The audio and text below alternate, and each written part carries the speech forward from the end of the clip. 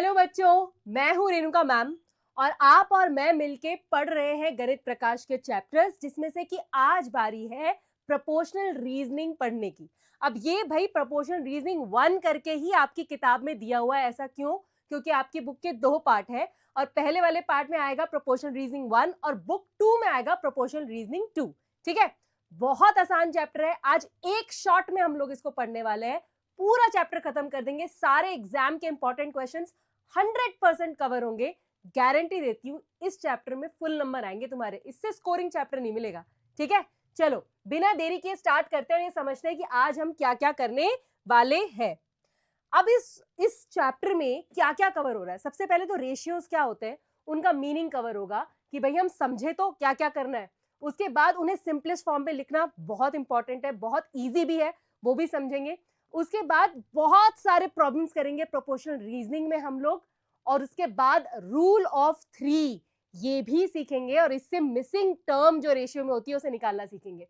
इसके अलावा sharing but not equally, यानी कि जब आपको बराबर शेयरिंग नहीं करनी है, डिवीजन नहीं करना है, रेशियो के हिसाब से किसी चीज को डिवाइड करना है, वो कैसे करते हैं वो करेंगे। और उसके बाद यूनिट कन्वर्जन, ऐसे बहुत सारे क्वेश्चंस करेंगे जिसमें आपको यूनिट्स दी हुई यूनिट्स को चेंज करना है। ठीक है, चलो बिल्कुल डिले नहीं करते हुए let's start with our topic, जिसमें कि हमारे पास है सबसे पहले रेशियोज को समझना। अब रेशियो को समझने के लिए ना मैंने बहुत सारी इमेजेस देखी। अब ये इमेज देखो, ये है हमारे प्यारे से फ्लफी, इनकी हमने फोटो खींची और अलग अलग साइज की बनाई। अब फ्लफी जो है हमसे गुस्सा हो गए। उनका कहना है कि भाई ये फोटो में तो मैं बिल्कुल सही दिख रहा हूँ, हीरो है ना, ये फोटो भी ठीक है, it's like my passport size photo, कहीं भी इस्तेमाल कर लूंगा, ये फोटो भी ठीक है। लेकिन इस फोटो से वो गुस्सा हो गए कि इसमें क्या इतना लंबा कर दिया मुझको, मैं इतना लंबा तो मेरा नहीं है, इतना च्युइंगम की तरह आपने मुझे खींच दिया है। और इस फोटो से भी गुस्सा हो गए कि ये क्या, मेरी टांगे इतनी लंबी खींच दी, ऐसे ऊपर करके मुझे क्यों खींच दिया। तो ये गलती उनकी नहीं थी, लेकिन जिसने फोटो बनाई उसका कहना है वही तो फोटो है, ऐसी क्या बात होगी, मैंने बड़ा छोटा ही तो किया है बस। अब वो फोटोग्राफर को, उस फोटो वाले आदमी को जो बात समझ नहीं आ रही है, वो हमारे फ्लफी को साफ दिखाई दे रही है। और वो दिखाई क्या दे रही है कि ये तीनों फोटोज जो हैं ये बिल्कुल एक ही प्रोपोर्शन में है, बस उनका साइज अलग अलग है, लेकिन इनके साथ कर दी गई है छेड़छाड़। अब उस फोटोग्राफर को करना पड़ेगा प्रूफ। तो प्रूफ करने के लिए मैंने क्या किया, इन फोटोज का मेजरमेंट ले लिया, है ना, और ये रहा उनका मेजरमेंट। अब अगर तुम ध्यान से देखोगे तो ये वो 3 फोटोज हैं जो कि हमारे फ्लफी ने अप्रूव की हुई हैं। तो मैंने इनकी मेजरमेंट को ध्यान से देखा और फिर इन मेजरमेंट्स को ध्यान से देखा। अब यहां पर ये सबसे छोटी फोटो देखो, सबसे छोटी फोटो जो है उसका, यहां पर अगर मैं इसको मान लूं विड्थ और इसको मान लूं हाइट, विड्थ और हाइट उसके बीच में एक रिलेशन है। जब विड्थ है 5 यूनिट्स तो हाइट है 3 यूनिट्स।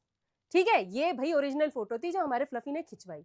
उसके बाद उसका साइज बड़ा कर दिया गया। कितना बड़ा कर दिया गया, उसकी जो विड्थ थी वो 5 से 10 हो गई, यानी कि डबल कर दी गई। यहां पर डबल कर दिया गया। तो तुम देखोगे तो जो उसकी हाइट है वो भी डबल हो गई, वो भी डबल हो गई ना। यहाँ पर 5 से 10 हो गया इंटू 2 करके, तो यहाँ पर इंटू 2 करके हाइट जो है वो 6 हो गई। कितना बढ़िया है, सही है ना। अब यही चीज मैंने इसकी बड़ी वाली फोटो में ऑब्जर्व की, तो देखा कि ओरिजिनल से इसकी जो विड्थ है वो 5 से 15 यूनिट्स हो गई, यानी कि यहाँ पर इंटू 3 हो गया, तो यहाँ पर आ गया 15। और जब मैंने हाइट को ऑब्जर्व किया तो देखा कि हाइट 3 से 9 हो गई, यानी कि यहाँ पर 3 टाइम्स इसको बढ़ा दिया गया। तो ये जो फोटोज हैं ये जो बढ़ रही हैं ये एक पर्टिकुलर प्रोपोर्शन में बढ़ रही है कि भाई अगर आप डबल कर रहे हो हाइट को तो विड्थ को भी डबल कर दिया, अगर आपने उसको 3 टाइम्स कर दिया तो उसको भी कर दिया। अब ये वाली फोटोज को जरा ध्यान से देखो, इस वाली फोटो में जो मेरी विड्थ है वो 6 यूनिट्स हो गई 3 यूनिट से, यानी कि मैंने डबल कर दिया विड्थ को।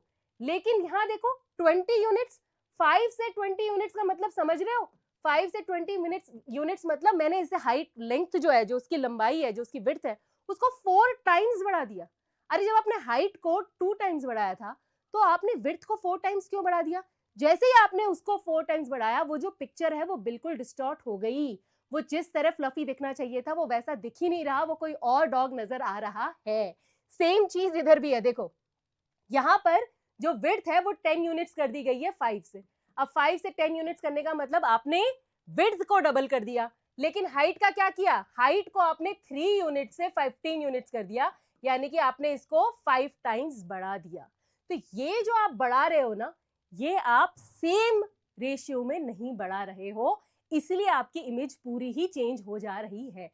तो अब तुम्हें समझ में आया कि रेशियो की इंपॉर्टेंस क्या है। कोई भी चीज अगर रेशियो में बढ़ती है तो उसकी जो ओरिजिनलिटी है वो चेंज नहीं होती, वो वैसी की वैसी ही रहती है जैसे वो फर्स्ट केस में थी। ठीक है, अब इसको हम लोग मैथ्स में कैसे लिखते हैं ये मैं तुम्हें बताती हूँ। जब कोई दो चीजें प्रोपोर्शन में होती हैं, जैसे कि तुमने अभी समझा, तो हम कहते हैं कि वो रेशियो में है और उसको हम रेशियो की फॉर्म में लिखकर दिखाते हैं। जैसे कि तुमने अभी 3:5 देखा। 3:5 क्या था? वो था उसकी हाइट और उसकी विड्थ का रेशियो। अब हाइट और विड्थ का जो रेशियो होता है उसको हम दो डॉट से दिखाते हैं। किससे दिखाते हैं? दो डॉट से, और हम उसे बोलते हैं ratio. In a ratio of form A:B, तो तुमने देखा मैंने कैसे रीड किया इसको, ये जो दो डॉट से इसको मैंने रीड किया इज 2। ठीक है, we can say that for every A units of the first quantity there are B units of the second quantity। तो अगर आपकी हाइट 3 है तो आपकी विड्थ जो है वो 5 होगी। तो अगर आप इसको डबल कर देंगे और 6 कर देंगे तो आपको इसको भी डबल करके 10 करना पड़ेगा, बट ये जो रेशियो है ये चेंज नहीं होगा। फॉर एवरी A आपका एक फिक्स प्रोपोर्शन है B का जो रहना चाहिए। अब जब मैं ये रेशियो लिखती हूँ तो आपको याद रखना है कि इनको हम बुलाते हैं टर्म्स। इसको हम क्या बुलाते हैं? टर्म्स। ये मेरी पहली टर्म है, ये मेरी दूसरी टर्म है। ठीक है, परफेक्ट है, इतनी बात समझ में आ गई? बहुत अच्छी। चलो आगे बढ़ते हैं। अब सबसे इंपॉर्टेंट चीज आ जाती है ratio in their simplest form. आप जब भी कंपेयर करते हो कि भाई ये चीज रेशियो में है कि नहीं है, तो हर बार क्या ये सोचेंगे कि ये इस कितने से इंटू किया तो ये वाला टर्म आया, जैसे हमने अभी फोटोग्राफ्स में किया था। अगर हम हर किसी को सिंपलेस्ट फॉर्म में लिखते हैं, जैसे कि अभी तुम्हारे पास था एक रेशियो 3:5 का, ठीक है, और दूसरा तुम्हारे पास था 6:10 का, तो तुमने कैसे देखा कि ये इसके रेशियो में है कि नहीं है? तुमने देखा 3 को किससे मल्टीप्लाई कर रहे हैं कि 6 आ रहा है, तो इंटू 2 आपने कर दिया। फिर आपने चेक किया कि क्या 5 को भी इंटू 2 किया है? हाँ, 5 को भी इंटू 2 किया है तो 10 आ गया। तो ये तो एक तरीका हुआ, लेकिन हर बार इससे करना मुश्किल हो जाता है। आसान तरीका क्या होता है कि आप जो भी रेशियो आपके पास है उसकी सिंपलेस्ट फॉर्म निकालो। सिंपलेस्ट फॉर्म क्या होता है? जिस तरह आपने फ्रैक्शंस में सीखा होगा लोएस्ट और सिंपलेस्ट टर्म, बिल्कुल वैसे ही रेशियोज में भी सिंपलेस्ट टर्म होती है। अगर ये फ्रैक्शन होता 6/10, वैसे तो मैं बता दूं कि रेशियो को हम ऐसे भी लिख सकते हैं, कोई दिक्कत नहीं है। अगर मैंने इसको 6/10 लिखा तो आप इसको इसकी सिंपलेस्ट लोएस्ट फॉर्म में कैसे लेके आते हो? फ्रैक्शंस में क्या सीखा है? आप इन दोनों को इनके कॉमन फैक्टर्स से तब तक डिवाइड करते रहते हो जब तक कि वो डिवाइड होना बंद ना हो जाए, उनके बीच में कोई भी कॉमन फैक्टर ना हो। जैसे कि 6 और 10 के बीच में कॉमन फैक्टर क्या है? 2। तो मैं इसको 2 से डिवाइड अगर करूं न्यूमरेटर और डिनोमिनेटर को, तो मुझे मिलता है 3/5। 3 और 5 के बीच में अब कुछ भी कॉमन नहीं है, तो यही मेरी सिंपलेस्ट फॉर्म है फ्रैक्शन में। अगर मुझे रेशियो में लिखनी होगी तो मैं लिख दूंगी 3:5। अगर ये बात आपको समझ गई है तो आप डायरेक्टली यहां पर भी कर सकते हो डिवाइडेड बाय 2, यहां पर कर सकते हो डिवाइडेड बाय 2, और डायरेक्ट फ्रैक्शन यहाँ पे 3:5 लिख सकते हो। ठीक है, समझ रहा है? ये बात बहुत मुश्किल नहीं है, क्योंकि हमने फ्रैक्शंस में जब सीखा था तब लोएस्ट फॉर्म और सिंपलेस्ट फॉर्म करना सीखा था। ठीक है, अभी एग्जाम्पल कुछ सॉल्व कर लेते हैं। सबसे पहला है 15:21। 15 और 21 में कौन सा कॉमन फैक्टर है जो तुम्हारे दिमाग में आ रहा है? सबसे पहले दिमाग में आ रहा है मैम 3। 3 5 15 होता है और 3 7 21 होता है। तो मैं चाहूं तो यहीं पर कर सकती हूँ डिवाइडेड बाय 3, और यहां पर भी कर सकती हूँ डिवाइडेड बाय 3। तो ये हो जाएगा 3 5 15, 3 7 21। 5 और 7 के बीच में अब कोई कॉमन फैक्टर नहीं है, तो मैं यहाँ रुक जाऊंगी और मैं बोलूंगी भाई यही है मेरी सिंपलेस्ट फॉर्म। करने का दूसरा तरीका क्या है कि आप इसको ऐसे लिखो। 15, देखो आप ऐसे लिख सकते हो 15:21 इज इक्वल टू 15/21, और फिर आप 15/21 को जिस तरह फ्रैक्शन में करते हो बिल्कुल वैसे ही सॉल्व करके 5/7 लिख सकते हो, और फिर इसको 5:7 भी लिख सकते हो। दोनों ही तरीके बिल्कुल सही है, जैसे आपका मन करे आप कर सकते हैं। ठीक है, अब एक तरीका ये होता है कि आप ये ढूंढो कि भाई इनके बीच में कौन सा पहला कॉमन फैक्टर आ रहा है, उससे डिवाइड कर दो। उसके बाद जो बचे उसमें देखो अभी भी कुछ कॉमन फैक्टर है क्या, फिर डिवाइड कर दो। और एक शॉर्टकट और सिंपल तरीका ये होता है कि आप सबसे बड़ा वो नंबर ढूंढो जो दोनों को डिवाइड करता हो, वो होता है उनका हाईएस्ट कॉमन फैक्टर। वो क्या होता है? उनका हाईएस्ट कॉमन फैक्टर। अब 20 और 32 का हाईएस्ट कॉमन फैक्टर क्या है? देखो सबसे पहले तो 2 से डिवाइड होते नजर आ रहे हैं, पर फिर ये दोबारा 2 से डिवाइड हो रहा है, उसके बाद नहीं होंगे। इनका हाईएस्ट कॉमन फैक्टर है 4। क्या है इनका हाईएस्ट कॉमन फैक्टर? 4। तो मैं डायरेक्टली इन दोनों को 4 से डिवाइड कर सकती हूँ। तो ये अगर मैंने रेशियो को 20/32 लिख दिया तो मैं इनको 4 से डिवाइड करूंगी तो 4 5 जा 20, 4 8 जा 32, और 5 और 8 दोनों क्या है? दोनों की ही को प्राइम है। को प्राइम मतलब उनके बीच में अब कोई और कॉमन फैक्टर नहीं है 1 के अलावा ऑब्वियसली, और 1 से हम थोड़ा ना डिवाइड करते हैं, वही वापस मिलता रहेगा। तो मुझे मेरा सिंपलेस्ट फॉर्म में रेशियो मिल गया 5:8। ठीक है, ये बहुत बहुत बहुत इंपॉर्टेंट स्किल है आपके लिए जो आपको 100% प्रैक्टिस करनी है। तो आपको ऐसे जितने क्वेश्चंस मिले ना HCF से करने की कोशिश करना, लेकिन बिल्कुल भी डरना नहीं। अगर HCF तुम्हें जो लग रहा है वो है तुमने उससे किया लेकिन उसके बाद भी अभी कॉमन फैक्टर आ रहा है, कोई दिक्कत नहीं है, दोनों ही तरीके बिल्कुल सही है। करते करते जाओ कॉमन फैक्टर से, या फिर डायरेक्टली एक बार में HCF से कर दो, तुम्हारी मर्जी, जिसमें आप कंफर्टेबल हो। ठीक है, चलो अभी मैं तुम्हें समझाती हूं कि प्रोपोर्शनल रीजनिंग से हमारा क्या मतलब होता है। When two ratios are the same in their simplest form, we say that the ratios are in proportion और that the ratios are proportional, आपस में proportional है। अभी ये जो हमने फ्लफी की फोटोज देखी थी उसमें हमने देख के समझ गया था कि इनका रेशियो सेम है कि नहीं है, और वो हमने इंटू इंटू वाले नजरिए से देखा था। पर अब इसी चीज को मैं आपको सिंपलेस्ट फॉर्म से करके बताती हूँ। यहाँ पर देखो सबसे पहले रेशियो है ये, कौन सा ratio? Width is to height का रेशियो यहाँ पर मुझे दिया हुआ है। तो सबसे पहला रेशियो है 10:6। ठीक है, और दूसरा रेशियो यहाँ पे क्या नजर आ रहा है? वो आ रहा है 5:3। ठीक है, अब ये दो रेशियोज है जो आपस में इक्वल है। अब वो इक्वल कैसे है? इसको इसकी सिंपलेस्ट फॉर्म में लेकर आओ, इसको इसकी सिंपलेस्ट फॉर्म में लेकर आओ। 10 और 6 के बीच में कॉमन फैक्टर क्या है? 2 है ना। तो अगर मैं इसको 2 से डिवाइड करूं न्यूमरेटर और डिनोमिनेटर को, तो आता है 5/3। तो मेरा रेशियो आ गया 5:3, बिल्कुल वही जो यहाँ पर दिया हुआ है। तो ये दोनों इक्वल है कि नहीं है रेशियोज दोनों आपस में? तो हम इनको बोलते हैं कि ये आपस में प्रोपोर्शनल है। कौन दोनों? ये दोनों। क्योंकि इसको जब मैं सिंपलेस्ट फॉर्म में करती हूँ तो भी मुझे यही मिल जाता है, सिंपलेस्ट फॉर्म मुझे मिल जाती है। तो आई कैन से कि ये वाला रेशियो इसके प्रोपोर्शनल है। अब प्रोपोर्शनल दिखाते कैसे? मैम रेशियो को तो आप 2 डॉट से दिखाते हो, है ना। प्रोपोर्शनल को हम 4 डॉट से दिखाते हैं, ऐसे। ठीक है, एक छोटा सा स्क्वायर बनाते हैं 4 डॉट से। इधर मैं लिखती हूँ अपना पहला रेशियो, इधर मैं लिखती हूँ अपना दूसरा रेशियो।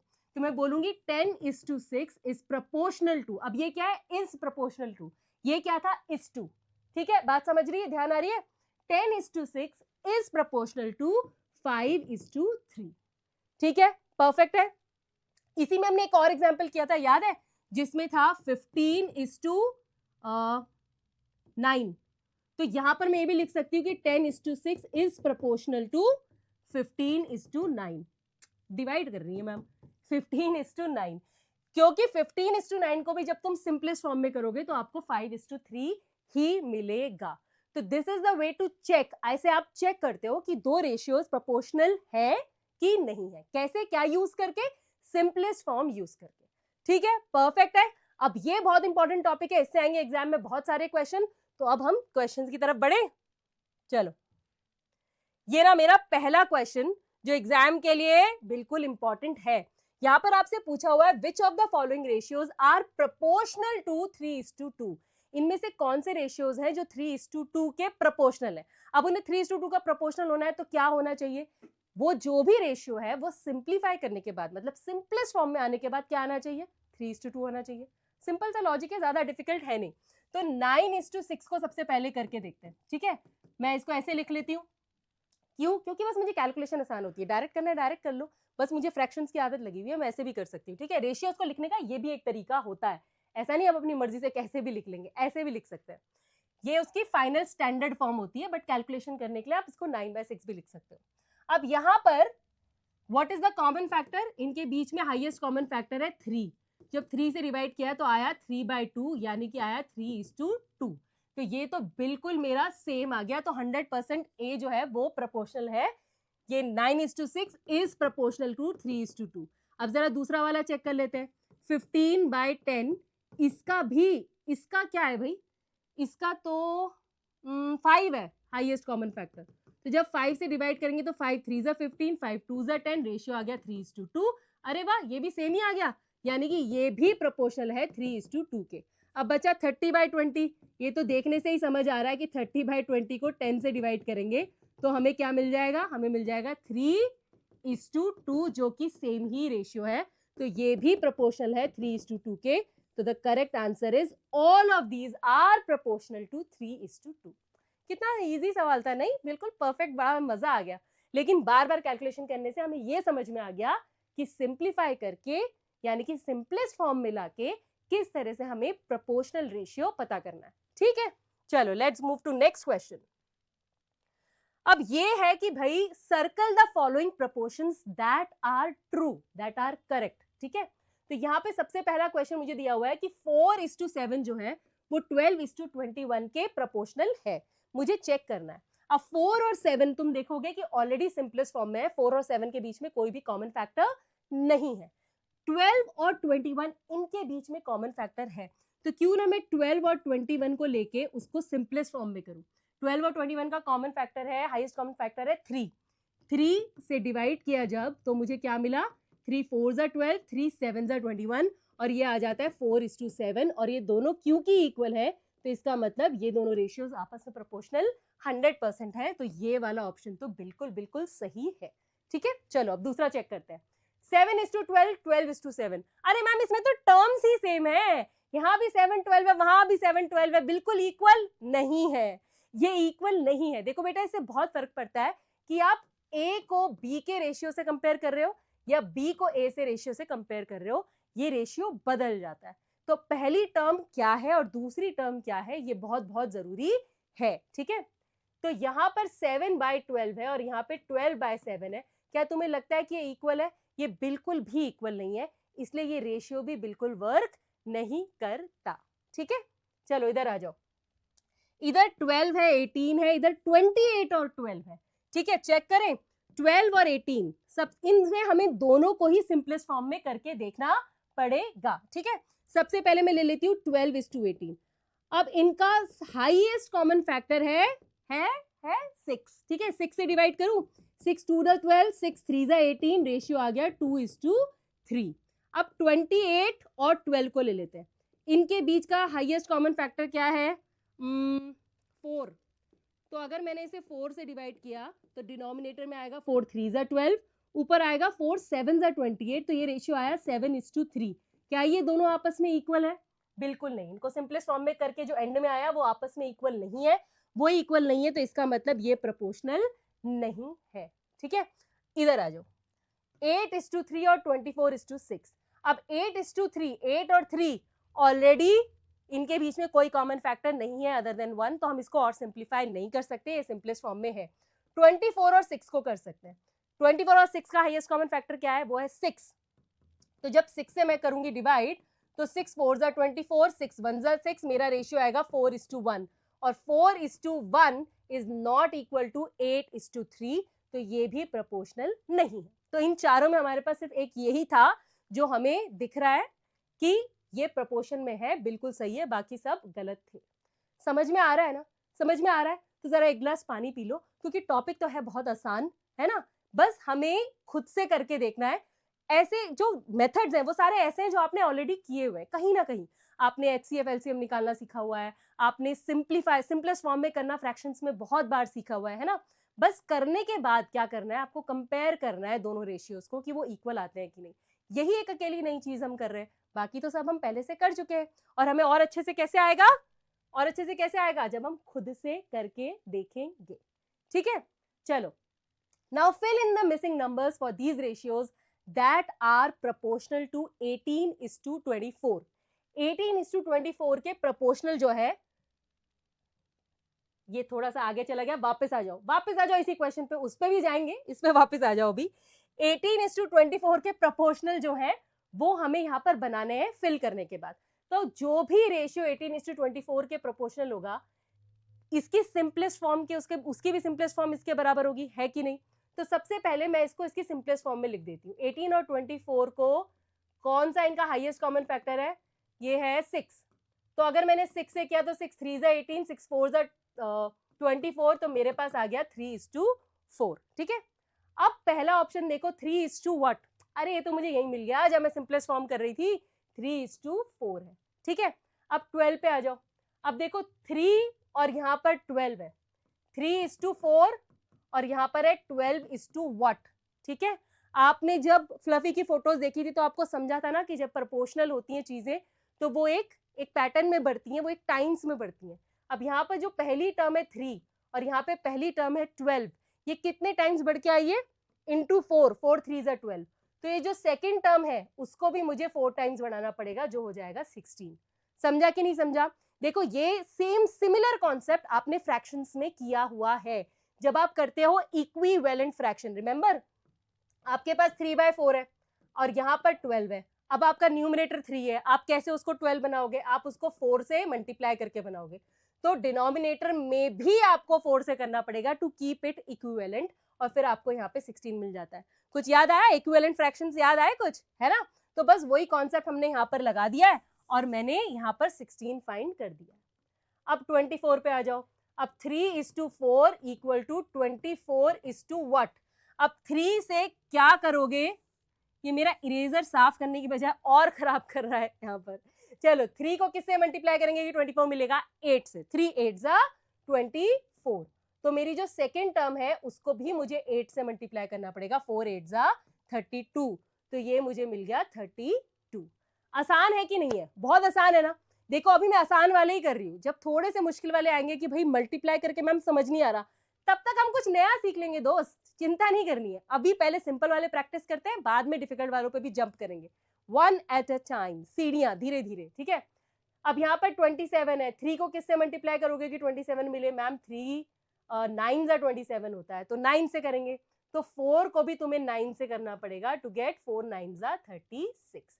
और ये सारे जो रेशियोज हैं दे आर प्रोपोर्शनल टू 18:24। कोई डाउट, कोई भी डाउट मन में आ रहा है तो क्या करेंगे? कमेंट सेक्शन में लिखेंगे। आप लिखो, सॉल्व ना हो तो मेरा नाम बदल लेना, ठीक है। मेरा नाम क्या है? पहले नाम बताओ, मेरा नाम याद है? मेरा नाम रेणुका मैम, याद रखना। अच्छा, ये क्वेश्चन फिगर इट आउट में है तुम्हारे, तुमने अपनी एक्सरसाइज में बुक में देखा होगा। ये क्वेश्चन है और इस क्वेश्चन में है कि आपको जो ग्रे ब्रिक्स है, ये जो ग्रे वाली ब्रिक्स है, उनका कलर्ड ब्रिक्स के साथ ये जो ऑरेंज कलर की कलर्ड ब्रिक्स है, इनका रेशियो पता करना है। अब ये इतनी बड़ी वॉल दे रखी है और मैंने देखा इतनी सारी ब्रिक्स कौन यहाँ पे काउंट करेगा? भाई हमारे बस की नहीं इतनी सारी ब्रिक्स काउंट करना। बट फिर मैंने देखा कि यहाँ पर एक पैटर्न है जो बार बार रिपीट हो रहा है। यहाँ से यहाँ तक एक पैटर्न है, फिर यहाँ से यहाँ तक एक पैटर्न है और फिर ये पैटर्न है।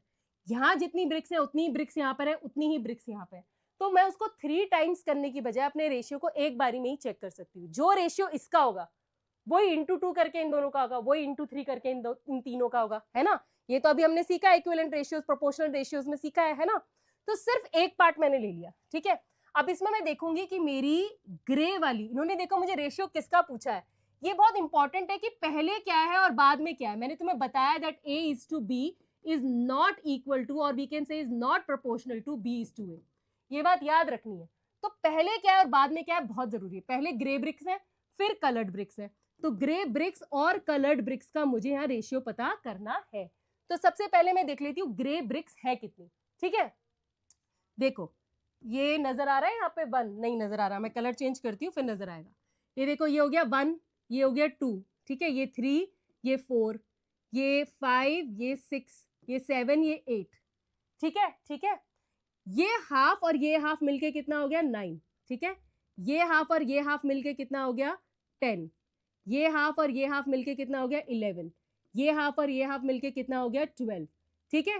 फिर 13, 14, 15, 16। तो ग्रे वाली हो गई मेरी 16, ठीक है। इतना समझ आ गया। टोटल ब्रिक्स मैंने ग्रे वाली निकाल दी। अब मैं कलर्ड वाली में जाती हूँ। कलर्ड वाली कितनी है? कलर्ड वाली जो है वो है 1 2 3 4 5 6 7 8 9 10 11 12। कलर्ड वाली मेरी यहां पर है 12।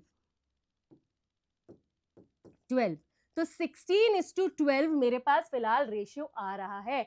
लेकिन मुझे तो सिंपलेस्ट रेशियो बताना ना, तभी तो पूरी वॉल का पता चलेगा, है ना। 16:12 तो सिर्फ इसका है, तो पूरे का निकालने के लिए क्या करूंगी? सिंपलेस्ट फॉर्म में मैम 16 और 12 का क्या है भाई? HCF। ये है मैम 4, तो 4 4 ज़ा 16, 4 3 ज़ा 12। तो मेरा फाइनल रेशियो सिंपलेस्ट फॉर्म में आ जाता है 4:3, ग्रेज टू कलर्ड ब्रिक्स का।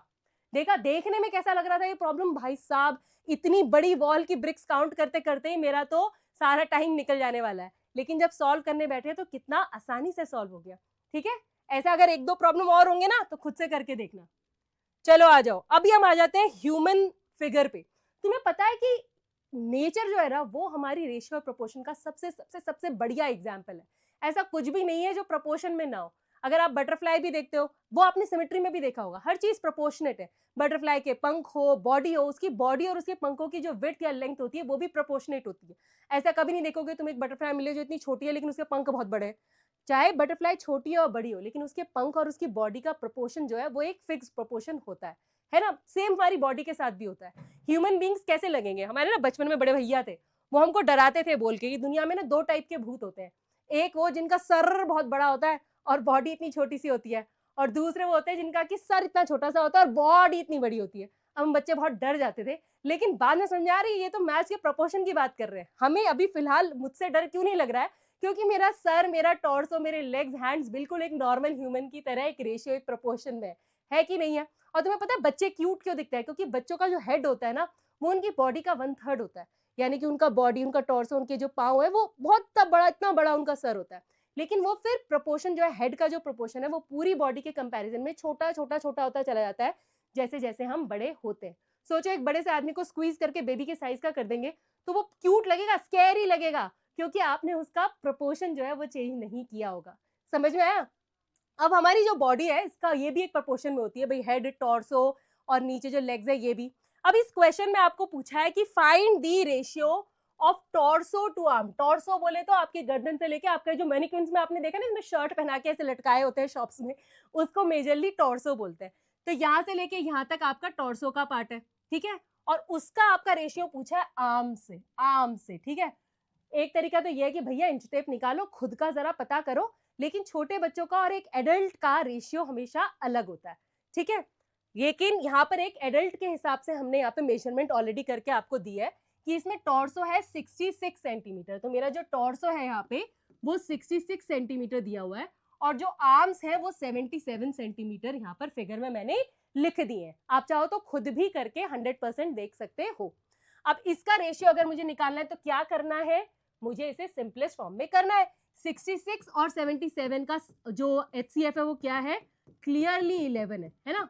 तो किया तो क्या है, 6/7 यानी कि 6:7 is the ratio of torso to arms in the given figure in the simplest form। समझा? परफेक्ट है ना। अरे तुम्हें पता चला कि फेस का भी एक पर्टिकुलर रेशियो होता है और इसलिए वो बहुत अट्रैक्टिव दिखता है। ऐसा ना मैंने अभी एक वीडियो भी बनाया है जिसमें आपको समझाया है कि क्यों ऐसे बहुत सारे लोग हमें दिखाई देते हैं जो बहुत बहुत परफेक्ट फेस दिखाई देता है, बहुत अट्रैक्टिव दिखाई देते हैं, जैसे कि ऐश्वर्या राय, ऋतिक रोशन, क्यों इन्हें बोलते हैं कि ये बहुत अट्रैक्टिव फेस है। फिर मैथ्स ने प्रूव किया कि एक रेशियो होता है जिसे बोलते हैं गोल्डन रेशियो। जो फेस उसके सबसे पास होता है ना उस रेशियो के, वो उतना परफेक्ट दिखता है। यानी कि आपके फेस की जो हाइट है और जो विड्थ है उसका रेशियो, आपके नोज की लेंथ और आपके लिप्स के विड्थ का रेशियो, ये जब आप निकालोगे, कैलकुलेट करोगे तो वो उस गोल्डन रेशियो के बराबर आना चाहिए या पास आना चाहिए। जितना पास उतना परफेक्ट फेस। देखो इसमें भी मैथ्स है, मैंने बोला था ना नेचर जो है वो रेशियो से भरा पड़ा है। चलो अभी हम करेंगे अपने एग्जाम की तैयारी। मैम डिस्ट्रैक्ट मत किया करो, बात बहुत करते हो यार तुम लोग, इतनी बातें मत किया करो, कम बैक टू मैथ्स। चलो स्कूल में थोड़ा ना लिख कर आएंगे मैम गोल्डन रेशियो। चलो, व्याप्ति makes 4 cups of T for her family. कितने कप चाय बना रही है? 4 कप चाय बना रही है, और उसमें she mixes 6 spoons of sugar. तो यहाँ पे तुम देखो कंपैरिजन क्या हो रहा है, यहाँ पे चाय, कितने कप चाय बन रही है और कितने चम्मच चीनी जा रही है, उसका हम यहाँ पे रिलेशन देख रहे हैं। Some of her relatives come over, now she has to make 12 cups of tea। अब कुछ रिलेटिव्स आ गए, अब उसको 12 कप चाय बनानी है। भाई हम तो हमेशा 4 कप बना रहे थे, अचानक से आप 12 कप बोल दोगे, हमें हिसाब नहीं आता कि कितनी पत्ती कितनी चीनी। अब यहाँ पर मदद करेंगे, नहीं घर वाले नहीं, यहाँ पर मदद करेगी मैथ्स। तो ध्यान से देखना, how many spoons of sugar should she mix so that the sweetness remains the same. अब स्वीटनेस सेम चाहिए, इसलिए रेशियो जो है वो प्रोपोर्शनल होना चाहिए। अगर नहीं तो मतलब जितनी मर्जी डाल दो, क्या ही फर्क पड़ता है, कम हो जाएगा ज्यादा हो जाएगा, एक्सपेरिमेंट करके देख लो। बट क्योंकि आपको सेम स्वीटनेस चाहिए, तो आपका जो टी कप्स का रेशियो है किसके साथ? स्पून के साथ, स्पून कौन से वाले, शुगर के, ठीक है। तो यहाँ पे शुगर की बात हो रही है, कितने स्पून शुगर और कितने कप टी, इसका जो रेशियो है वो हर बार सेम होना चाहिए। जब वो 4 कप चाय बना रही है तो कितने कप शुगर डाल रही है, वो कप नहीं सॉरी स्पून, भाई कप मत डाल देना, फिर बोलोगे मैं रेसिपी तो रेणुका मैम ने बताई थी, 4 कप चाय में 4 कप चीनी। नहीं भाई रुक जाओ ध्यान से सुन लो, ऐसे मम्मी ऐसे जब टंग स्लिप हो जाती है ना तो उसको सीरियसली नहीं लेते, ठीक है। तो 4 कप चाय में 6 चम्मच चीनी जो है वो डाल रही है। अब उन्होंने सवाल पूछा है कि जब मैं 12 कप बना रही हूँ तो मैं कितने चम्मच यहाँ पर डालूं, ठीक है। देखो एक तो बहुत सिंपल तरीका है और एक थोड़ा घुमा हुआ कि भाई तुम इसे सिंपलेस्ट फॉर्म में करो फिर यहाँ पहुंच सकते हो, लेकिन यहाँ से डायरेक्टली भी तो पहुंच सकते हो। 4 से आप 12 तक कैसे पहुंचोगे, 4 3 12 करके, यानी कि आपको आपके जो कप है वो 3 टाइम्स बढ़ गए।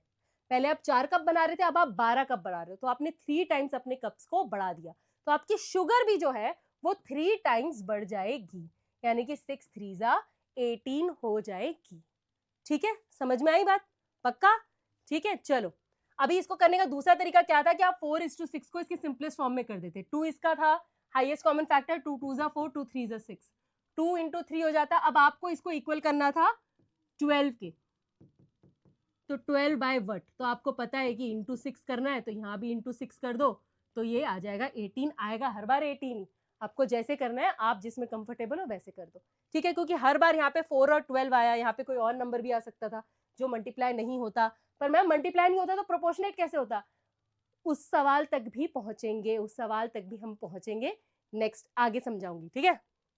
ऐसा नहीं है कि हो नहीं सकते, हो तो वो सकते हैं।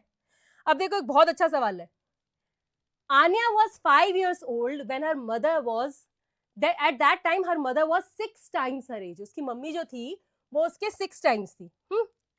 ये रही हमारी आन्या, ये रही उनकी मम्मी, ठीक है। अब would the ratio of their ages remain the same when Anya is 10 years old। अब जब मैंने ये अपने छोटे भाई को सुनाया तो उसने बोला कि अरे इतना आसान क्वेश्चन मत दिया करो दीदी आप, देखो मम्मी उसकी 6 टाइम्स है, मम्मी उसकी एज की 6 टाइम्स है ना, तो देखो अब आन्या 10 साल की है, तो यानी कि अब वो 10 साल की है तो 6 टाइम्स हो जाएगा, पहले क्या था वो 5 साल की थी, है ना, तो उसका 6 टाइम्स उसकी मम्मी थी, तो उसकी मम्मी थी 30 की, है ना, इंटू 6 कर दिया हमने। अब यहाँ पर 10 ईयर्स की है तो भाई अब तुम उसको फिर से 6 टाइम्स कर दो, उसकी मम्मी 60 ईयर्स की है। ऐसे सवाल मत पूछा करो दीदी आप। मैंने बोला रुक जा भाई, भाई रुक, ध्यान से देख यहाँ क्या चल रहा है। वो 5 साल से 10 साल की हुई, यानी कि तुम कहना चाहते हो कि उसकी मम्मी वो जब थी हमारी आन्या, उसके 5 साल बाद उसकी मम्मी की एज 30 साल ज्यादा बढ़ गई। तुम कहना क्या चाहते हो भाई, कौन किस प्रोपोर्शन में है वो तो ध्यान से देखो। वो उसका 6 टाइम्स जरूर है, लेकिन मम्मी की एज जो है वो टाइम्स में नहीं बढ़ रही है, वो ईयर्स में बढ़ रही है, कितने ईयर्स ऐड हो रहे हैं, तो ध्यान से समझेंगे इस सवाल को। आन्या वॉज 5 years old, हर mother was 6 times her age. तो यहां पर मैं आन्या की एज लिख लेती हूँ। आन्याज एज का हम रेशियो देख रहे हैं किसके साथ, हम देख रहे हैं उसकी मदर की एज के साथ, ठीक है। तो अगर बोला गया है कि आन्या 5 साल की थी और उसकी मदर की एज अभी कितनी है 6 टाइम्स, तो उसकी मदर है 30, ठीक है। अब वो 10 साल की हो गई है, वो कितने साल की हो गई है, वो हो गई है 10 साल की, तो उसकी मदर की एज कितनी होगी, वो टाइम से नहीं निकलेगा बेटा, वो एज है, वो एक साल ऐड करके बनती है, तो 100% उसकी मम्मी की जो है एज टाइम्स में नहीं निकलेगी। आपको ये देखना है कि उसकी मम्मी उससे कितनी बड़ी है, उसकी मम्मी उससे 25 ईयर्स बड़ी है, एम आई राइट। 30 - 5 अगर आप करोगे तो आता है 25, तो उसकी मम्मी उससे 25 साल बड़ी है। अगर उसकी मम्मी उससे 25 साल बड़ी है तो यहाँ पर उसकी एज कितनी आएगी 35। 25 नहीं निकालना है तो ये भी तो समझो कि जब 15 से आप 10 चले गए, आपने 5 साल आगे बढ़ गए हो। यहाँ पे इंटू 2 नहीं हो रहा है, this is age. Age is different from चाय के कप एंड चाय की चीनी, वो अलग है। एज उम्र है जो साल में बढ़ती है, वो प्रोपोर्शनेट नहीं होती। अगर आज मैं अगर एक छोटा बच्चा 2 साल का है और उसका बड़ा भाई उससे 4 साल का है, तो वो बोलेगा अरे मेरा डबल है, ये तो मेरा डबल है मुझसे, तो क्या अगले साल वो उसका डबल सीधा 6 साल का हो जाएगा? जब वो 10 का होगा तो क्या वो 20 का हो जाएगा? अरे वो 4 और 6 की उम्र का है, इसका मतलब 2 साल का अंतर है उनमें, वो वही रहेगा। तो एज में ये वाला टाइम्स वाला नहीं देखना है, ठीक है। अब जब आन्या की एज 10 साल है तो मम्मी की एज है 35। सवाल ये है would the ratio of their ages remain the same when Anya is 10 years old? देखो यहाँ पर उनकी एज का क्या रेशियो है, उनकी एज का क्या रेशियो निकालेंगे, 5:30, 5:30, 5/30. What is the HCF? 5. जब 5 से डिवाइड करेंगे तो क्या आएगा, 1/6. तो यहाँ पर रेशियो क्या आ रहा है, सिंपलेस्ट फॉर्म में अगर मैं लिखूं तो सिंपलेस्ट फॉर्म में आ रहा है 1:6. ठीक है, पक्का. अब 10:35 का रेशियो सिंपलेस्ट फॉर्म में निकालो. 10:35, इनका कॉमन फैक्टर क्या है, इनका है 5. 5 2s are 10, 5 7s are 35. तो अब रेशियो क्या आया, 2:7. So is the ratio same? No, it is not same. So we'll write no, it is not same. पहले रेशियो था 1:6. Now the ratio is 2:7. So ये बिल्कुल सेम नहीं है. ठीक है, तो हमने सीख लिया कि जब आप एज निकाल रहे हो तो निकालो एज को ईयर के हिसाब से निकालो, फिर रेशियो निकालना. रेशियो के टाइम से एज नहीं निकालना है, वरना भाई साहब जो अंतर है वो बहुत बढ़ता जाएगा. ऐसे अनरियलिस्टिक बातें हमें नहीं करनी है. चलो नेक्स्ट क्वेश्चन बढ़ते हैं. राहुल एंड राज, ये भी आपकी बुक में है, उसमें से देखना जरा ध्यान से. Rahul and Raj built 2 houses. In first house, Rahul used 35 bags of cement and 14 bags of sand. ठीक है, सीमेंट और सैंड को मिक्स करके अपना घर पक्का बना रहे हैं. राज used 45 bags of cement and 16 bags of sand in the house 2. Are both houses of the same strength? क्या वो दोनों सेम स्ट्रेंथ के होंगे? ठीक है, अब वो सेम स्ट्रेंथ के कब होंगे, जब जो वो सीमेंट और सैंड ये दोनों मिला रहे हैं वो सेम प्रपोर्शन में मिलेंगे. ठीक है, हो सकता है अगर किसी ने एक सीमेंट ज्यादा मिला दिया हो तो उसकी स्ट्रेंथ घर की अलग हो जाएगी, किसी ने सैंड ज्यादा मिला दिया हो तो उसकी स्ट्रेंथ जो घर की है वो थोड़ी कम हो जाएगी, वो भी अलग हो जाएगी. ठीक है, it has to be same. तो सबसे पहले हम देखेंगे यहाँ पे किस चीज का रेशियो देख रहे हैं हम यहाँ पे रेशियो देख रहे हैं सीमेंट का और किसका, सैंड का. ठीक है, तो सबसे पहले हम देख लेते हैं राहुल के घर में. राहुल के घर में सीमेंट के 35 बैग्स लगे और सैंड के कितने बैग्स लगे, 14 बैग्स लगे. तो और उसके बाद हम चले जाते हैं राज पे. भाई जो राज है उसने अपने घर में सीमेंट के कितने बैग्स लगाए हैं, 45 बैग्स लगाए हैं और सैंड के कितने लगाए हैं, 16 लगाए हैं. अब क्या ये दोनों रेशियोज प्रोपोर्शनल है? देखो सवाल वही है लेकिन वर्ड प्रॉब्लम में दे दिया गया है. हमें अगर चेक करना है कि इस घर की स्ट्रेंथ सेम है तो हमें चेक करना पड़ेगा कि क्या ये दोनों रेशियोज प्रोपोर्शनल है कि नहीं है. प्रोपोर्शनल चेक करने के लिए क्या करते हैं, रेशियोज को सिंपलेस्ट फॉर्म में रखते हैं, है ना. 35 और 14 को अगर मैंने सिंपलेस्ट फॉर्म में लिया तो इसका हाईएस्ट कॉमन फैक्टर क्या है, इसका हाईएस्ट कॉमन फैक्टर है 7. तो 7 से मैं कर दूंगी डिवाइड, 7 5 35, 7 2 14. मेरा रेशियो आ जाता है 5:2. दिखाई दे रहा है ना, हाँ दिखाई दे रहा है 5:2 मैम, मुझे दिखाई दे रहा है. चलो नेक्स्ट वाला, नेक्स्ट रेशियो 45:16. 45:16. अब भाई ये किससे डिवाइड हो रहा है, ये हो रहा है, ये तो किसी से भी डिवाइड नहीं हो रहा है. अरे तो किसी से भी डिवाइड नहीं हो रहा है, इसका मतलब इसका जो रेशियो है वो 45:16 यही रहने वाला है ना. 5 9 45 होता है. 45 के फैक्टर्स क्या होते हैं, 3 होते हैं, 5 होता है, 9 होता है, कोई भी 16 का फैक्टर नहीं है. तो इसका रेशियो तो 45:16 ही है. तो यानी कि इनकी स्ट्रेंथ सेम घर की नहीं होगी, इनके घर की स्ट्रेंथ सेम नहीं होगी, दे आर नॉट सेम. ठीक है, ये बात ध्यान से समझो क्योंकि रेशियो लास्ट में सेम नहीं है, ये फाइनल रेशियो लास्ट में सेम नहीं है, इसीलिए ये सेम नहीं है.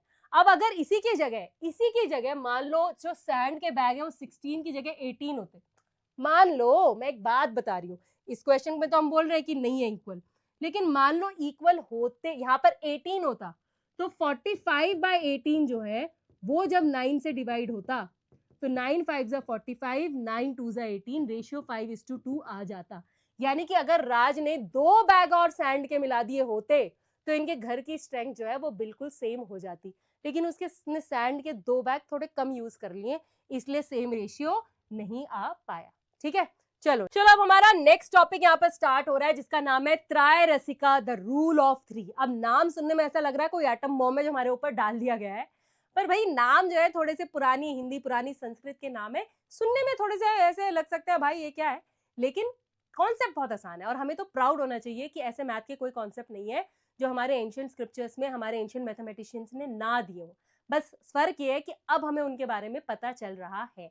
तो ये जो रूल ऑफ 3 है वो क्या है ये समझते हैं। 2 रेशियोज आर प्रोपोर्शनल, 2 रेशियो आपस में प्रोपोर्शनल होते हैं if their terms are equal when cross multiplied. कितना कितना बढ़िया उन्होंने यहाँ पे हमें रूल निकाल के दिया है। The fourth unknown quantity can be found through such cross multiplication. ध्यान से देखो, सबसे पहले क्या कह रहे हैं, क्या निकालना है मिसिंग बाद में समझेंगे। तो मैं 2 रेशियोज ले लेती हूँ जो आपस में बराबर है। जैसे कि तुम्हें पता है 2:3 बराबर है 16, नहीं थोड़ा छोटा नंबर लेती हूँ ना, समझ रहे हैं ना हम लोग, मैं मापना बहुत डिफिकल्ट कर देते हो, 8:12 के। ठीक है, ये दोनों रेशियोज आपस में इक्वल है, और इक्वल है तो मैं इसको प्रोपोर्शनल यहाँ पर लिख सकती हूँ। ठीक है, परफेक्ट है, बात इतनी समझ में आ रही है। अब ये क्या कह रहा है, ये कह रहा है कि ये जो भी टर्म्स हैं ये इक्वल होती हैं when cross multiplied. Cross multiplication कैसे करते हैं आपको याद है, ऐसे डिनोमिनेटर के साथ। तो अगर आपका रेशियो है A:B और वो इक्वल है C:D के, तो रेशियो को हम कैसे लिख सकते हैं, A/B लिख सकते हैं, हाँ या ना। अभी हमने बहुत सारे सवाल किए हैं। और इसको हम लिख सकते हैं C/D, हाँ या ना, लिख सकते हैं। तो ये कह रहे हैं कि जब आप क्रॉस मल्टीप्लाई करोगे ना तो भी वो इक्वल ही आएंगे, यानी कि A/D will be equal to B/C। Perfect, बात समझ आ रही है, बात समझ आ रही है। मैम हम चेक करेंगे, आप जो बोल रहे हो हम चेक करेंगे, आओ चेक करते हैं। 2:3 को मैं लिख दूंगी 2/3 और 8:12 को मैं लिख दूंगी 8/12। अब जरा मैं कर लेती हूँ यहाँ पे cross multiply. 2 × 12 is equal to 3 × 8, ऐसा ये हमें बोल रहा है। 2 × 12 24, 3 8 जा 24। ये तो बिल्कुल सही बात बोल रहे हैं। कितना मजा आया ना, कितनी सही बात बोल रहे थे। अब ये बोल रहे हैं कि यू कैन यूज दिस। अब ये जो उन्होंने प्रॉपर्टी ऑब्जर्व की रेशियोज के बीच में, प्रियंका तुम इसे यूज कर सकते हो अगर कोई भी टर्म इन रेशियो में मिसिंग हो तो। कैसे, अब मान लो मैं यहाँ पे 8 को मिसिंग कर दूं और यहाँ पे लिख दूं x। ठीक है, तो अब यहाँ पर जो है मेरा, यहाँ पर आ गया x। ठीक है, अब यहाँ पर 8 की जगह x आ गया तो यहाँ पे इंटू x। ठीक है, अब इसके आगे बढ़ जाती हूँ। अब यहाँ पे 24, यहाँ पे 3, यहाँ पर x। अब अगर x की वैल्यू निकालनी तो क्या पढ़ना पड़ेगा, ट्रांसपोज करना पड़ेगा। मैम हमने सीखा है, हमने सिंपल इक्वेशंस में सीखा है। 3 इधर मल्टीप्लिकेशन में, उधर डिवीजन में चला जाएगा। 24/3 आपको x क्या दे देगा, 3 8 24, x आपका 8 आ गया। बात समझ में आई है, बात समझ में आई है, आई है मैम। लेकिन इतने अच्छे से नहीं, इतने अच्छे से आने की जरूरत भी नहीं है। अभी मैंने सिर्फ इंट्रोड्यूस किया है तुम्हें समझाने के लिए कि किस तरह से तुम क्रॉस मल्टीप्लिकेशन को एक मिसिंग टर्म निकालने के लिए यूज कर सकते हो। ठीक है, अब हम इस पे सवाल करेंगे। जब हम क्वेश्चन सॉल्व करेंगे तब हमें ये बहुत बढ़िया तरीके से समझ आ जाएगा। चलो, in a boys hostel for 60 boys 10 kgs, for 60 boys 10 kgs of flour is needed daily. During summer vacation only 24 boys stayed back. How much flour will be required now in a day? ठीक है, तो statements वगैरह नहीं लिख रही हूँ, समझा रही हूँ, समझ के लेते हैं। रेशियो किसके बीच में दिख रहा है, number of boys is to जो आपकी क्वांटिटी ऑफ फ्लावर है। तो जब आपके 60 बॉयज हैं तो कितने किलो फ्लावर लग रहा है, 10 kg फ्लावर लग रहा है। ठीक है, परफेक्ट है, बात समझ में आ रही है। हाँ, सवाल ये पूछा है कि जब 24 बॉयज ही रह गए हॉस्टल में तो अब कितना फ्लावर यहाँ पर लगेगा। ठीक है, यहाँ पर कितना लगेगा, तो यहाँ पर मैं मान लेती हूँ कि यहाँ पर जी मान लीजिए x kg लगेगा। ठीक है, अब रेशियो यहाँ पे ये दोनों रेशियोज आपस में इक्वल है। इक्वल है इसका मतलब 60:10 इज इक्वल टू 24:x। हाँ या ना, बॉयज और फ्लावर का रेशियो यहाँ पर is equal to 24:x, 24 boys और x kg फ्लावर। हाँ हाँ हाँ, परफेक्ट। ठीक है, अब इसको मैं कैसे लिख सकती हूँ, 60/10 इक्वल टू 24/x। ध्यान से, ये जो रेशियो के बाद वाली टर्म होती है ये नीचे डिनोमिनेटर में आती है, क्योंकि x निकालना है तो उसको खुशी खुशी न्यूमरेटर में नहीं रख देना है। जहां वो जो टर्म मिसिंग है वो वहीं रहेगी, उसकी पोजीशन चेंज नहीं होगी। तो क्योंकि बाद वाली टर्म है तो ये नीचे आती है, कोई दिक्कत नहीं हमको। अब हमारा नेक्स्ट स्टेप क्या है, जो हमें सिखाया गया है ट्राई रसिका, हम कहेंगे यहाँ पर कि कर लो cross multiply. 60 × x is equal to 24 × 10। ठीक है, ठीक है। अब तुम चाहो तो राइट हैंड साइड को सिंप्लीफाई कर सकते हो और फिर 60 को ट्रांसपोर्ट कर सकते हो, लेकिन आप अभी इस पॉइंट पे भी कर सकते हो। तो x को यहीं रहने देती हूँ और 60 उधर ले जाती हूँ, तो मुझे मिलता है 24 × 10/60। दिखाई दे रहा है ना, कोई दिक्कत तो नहीं है स्क्रीन पे? हाँ, अब इसको काट दो, देखो ये 0 से 0 कट गया, 6 4 24, तो x इज इक्वल टू 4, यानी कि 24 बच्चे हो गए। तो कितना आटा लगेगा भाई? 4 kg, only 4 kg is needed. समझ गया? बहुत बढ़िया, समझ गया ना? अब तो यूज करना आ गया हमको। अब हम इसके ऐसे बहुत सारे क्वेश्चंस कर सकते हैं। अब ये आ जाओ, ये क्वेश्चन उसी का भाई है, लेकिन थोड़ा सा एक नई चीज यहाँ पर हम और सीखेंगे जिसको हम बहुत ध्यान में रखेंगे। Vande Bharat covers 240 kilometres in 100 minutes, how much will it cover in 3 hours? ठीक है, हाँ चलो, तो वंदे भारत ट्रेन की बात हो रही है। यहाँ पर रेशियो किस चीज का है? रेशियो यहाँ पर है कि कितना डिस्टेंस हमारी ट्रेन कवर कर रही है और कितना टाइम वो यहाँ पर ले रही है। तो वो 240 किलोमीटर कवर कर रही है और टाइम कितना ले रही है? 100 मिनट्स। और हमसे पूछा है कि भाई कितना डिस्टेंस कवर करेगी 3 आवर्स में।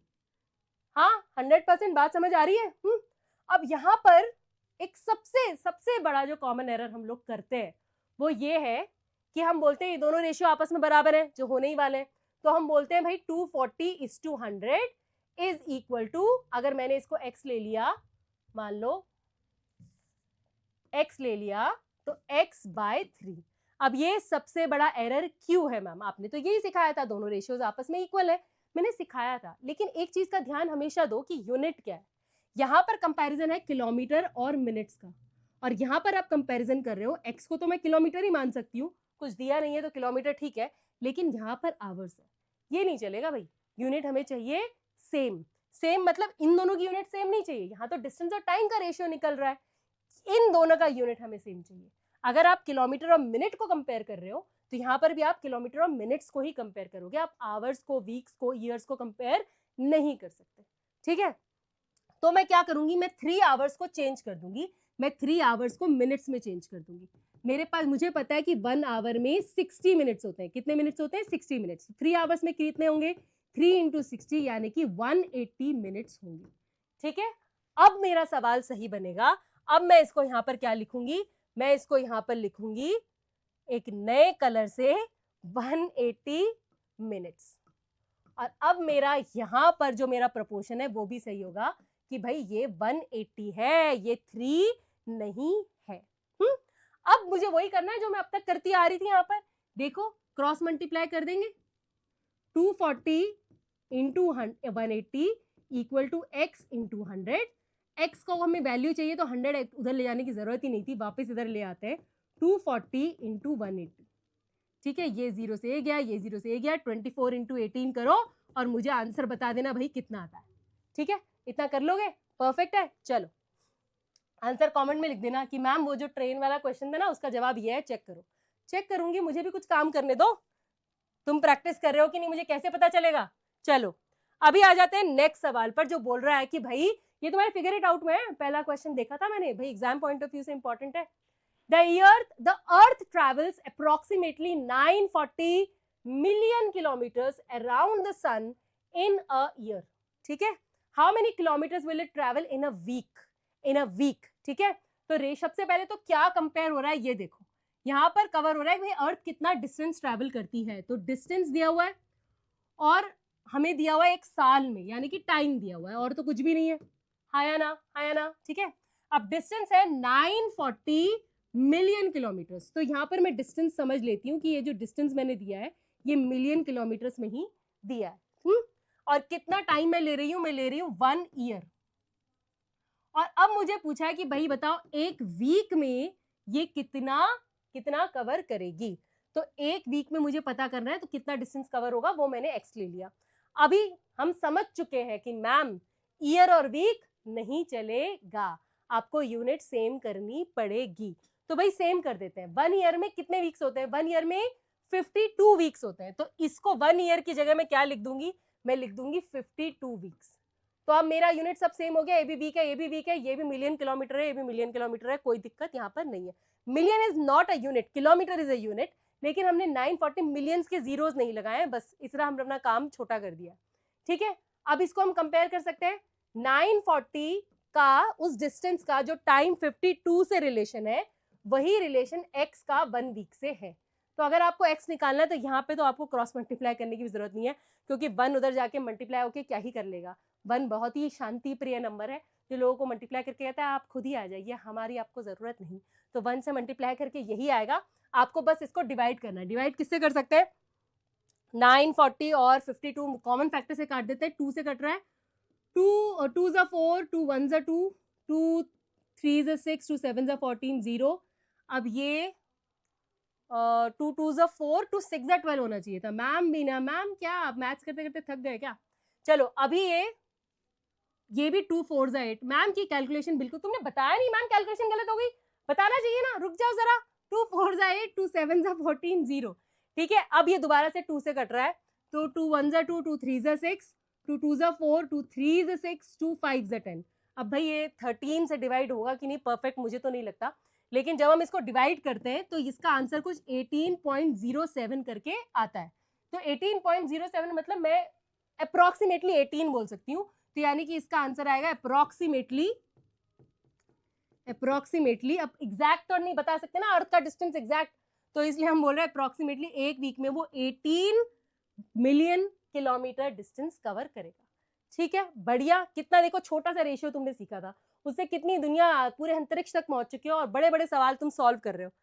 अब इसी तरह जरा पहुंचते हैं नेक्स्ट टॉपिक पर। देखो हमने अपनी मैक्सिमम टॉपिक्स कितने सारे कवर कर लिए रेशियो में, छोटा सा चैप्टर है बच्चा, बस सारे क्वेश्चंस आप प्रैक्टिस जरूर करना। सुन के बहुत आसान लगता है, लेकिन कई बार स्टेप नंबर 3 पर अटकते हैं हम कि 4 पे अटकते हैं, या हमारी कैलकुलेशन को स्ट्रांग होने की जरूरत है, ये तभी पता चलता है जब हम खुद से करते हैं। मैं जब छोटी थी मैं ऐसे ही प्रिपेयर करती थी, ऐसे ऐसे बुक को, मैथ्स की बुक को भी इंग्लिश की बुक की तरह, कि अरे वाह ये तो मुझे आता है, अरे ये तो बहुत आसान है, मैम ने कराया था, अरे ये तो बहुत ही आसान है। बहुत आसान कर करके सारे आसान चैप्टर छोड़ देती थी, और होता यह था कि एग्जाम में उसी आसान चैप्टर में से जब कोई क्वेश्चन आता था तो सॉल्व करते करते करते लास्ट स्टेप में लगता था अबे यहाँ क्या करना था। तो इसलिए तब मैंने सीखा करके देखो, चाहे कितना ही ईजी क्यों ना लगे, जब तक अपने हाथों से करके नहीं देखोगे तब तक समझ नहीं आएगा कि डाउट है कहाँ। तुम भी करके देखना। अब मैं नेक्स्ट टॉपिक पे पहुंच रही हूँ, जो बहुत बहुत बहुत मजेदार टॉपिक है, जो बोलता है शेयरिंग बट नॉट इक्वली। मतलब आप डिवाइड कर रहे हो, आपस में चीजें बांट रहे हो, लेकिन भाई बराबर बराबर नहीं हो सकती, अभी आप कोई और तरीका यूज करो। तो देखते हैं कैसे। तो ये 2 भाई बहन है हमारे पास, चिंटू मिंटू। चिंटू मिंटू जो है उनके पास है 12 मार्बल। तो इन्होंने कहा कि let's divide it first equally. तो पहले दिन तो इन्होंने 12 मार्बल को 1:1 में डिवाइड कर लिया। 1:1 मतलब एक हिस्सा मेरा, एक हिस्सा तेरा। ये देखो पार्ट है, ये एक पार्ट है, ये दूसरा पार्ट है।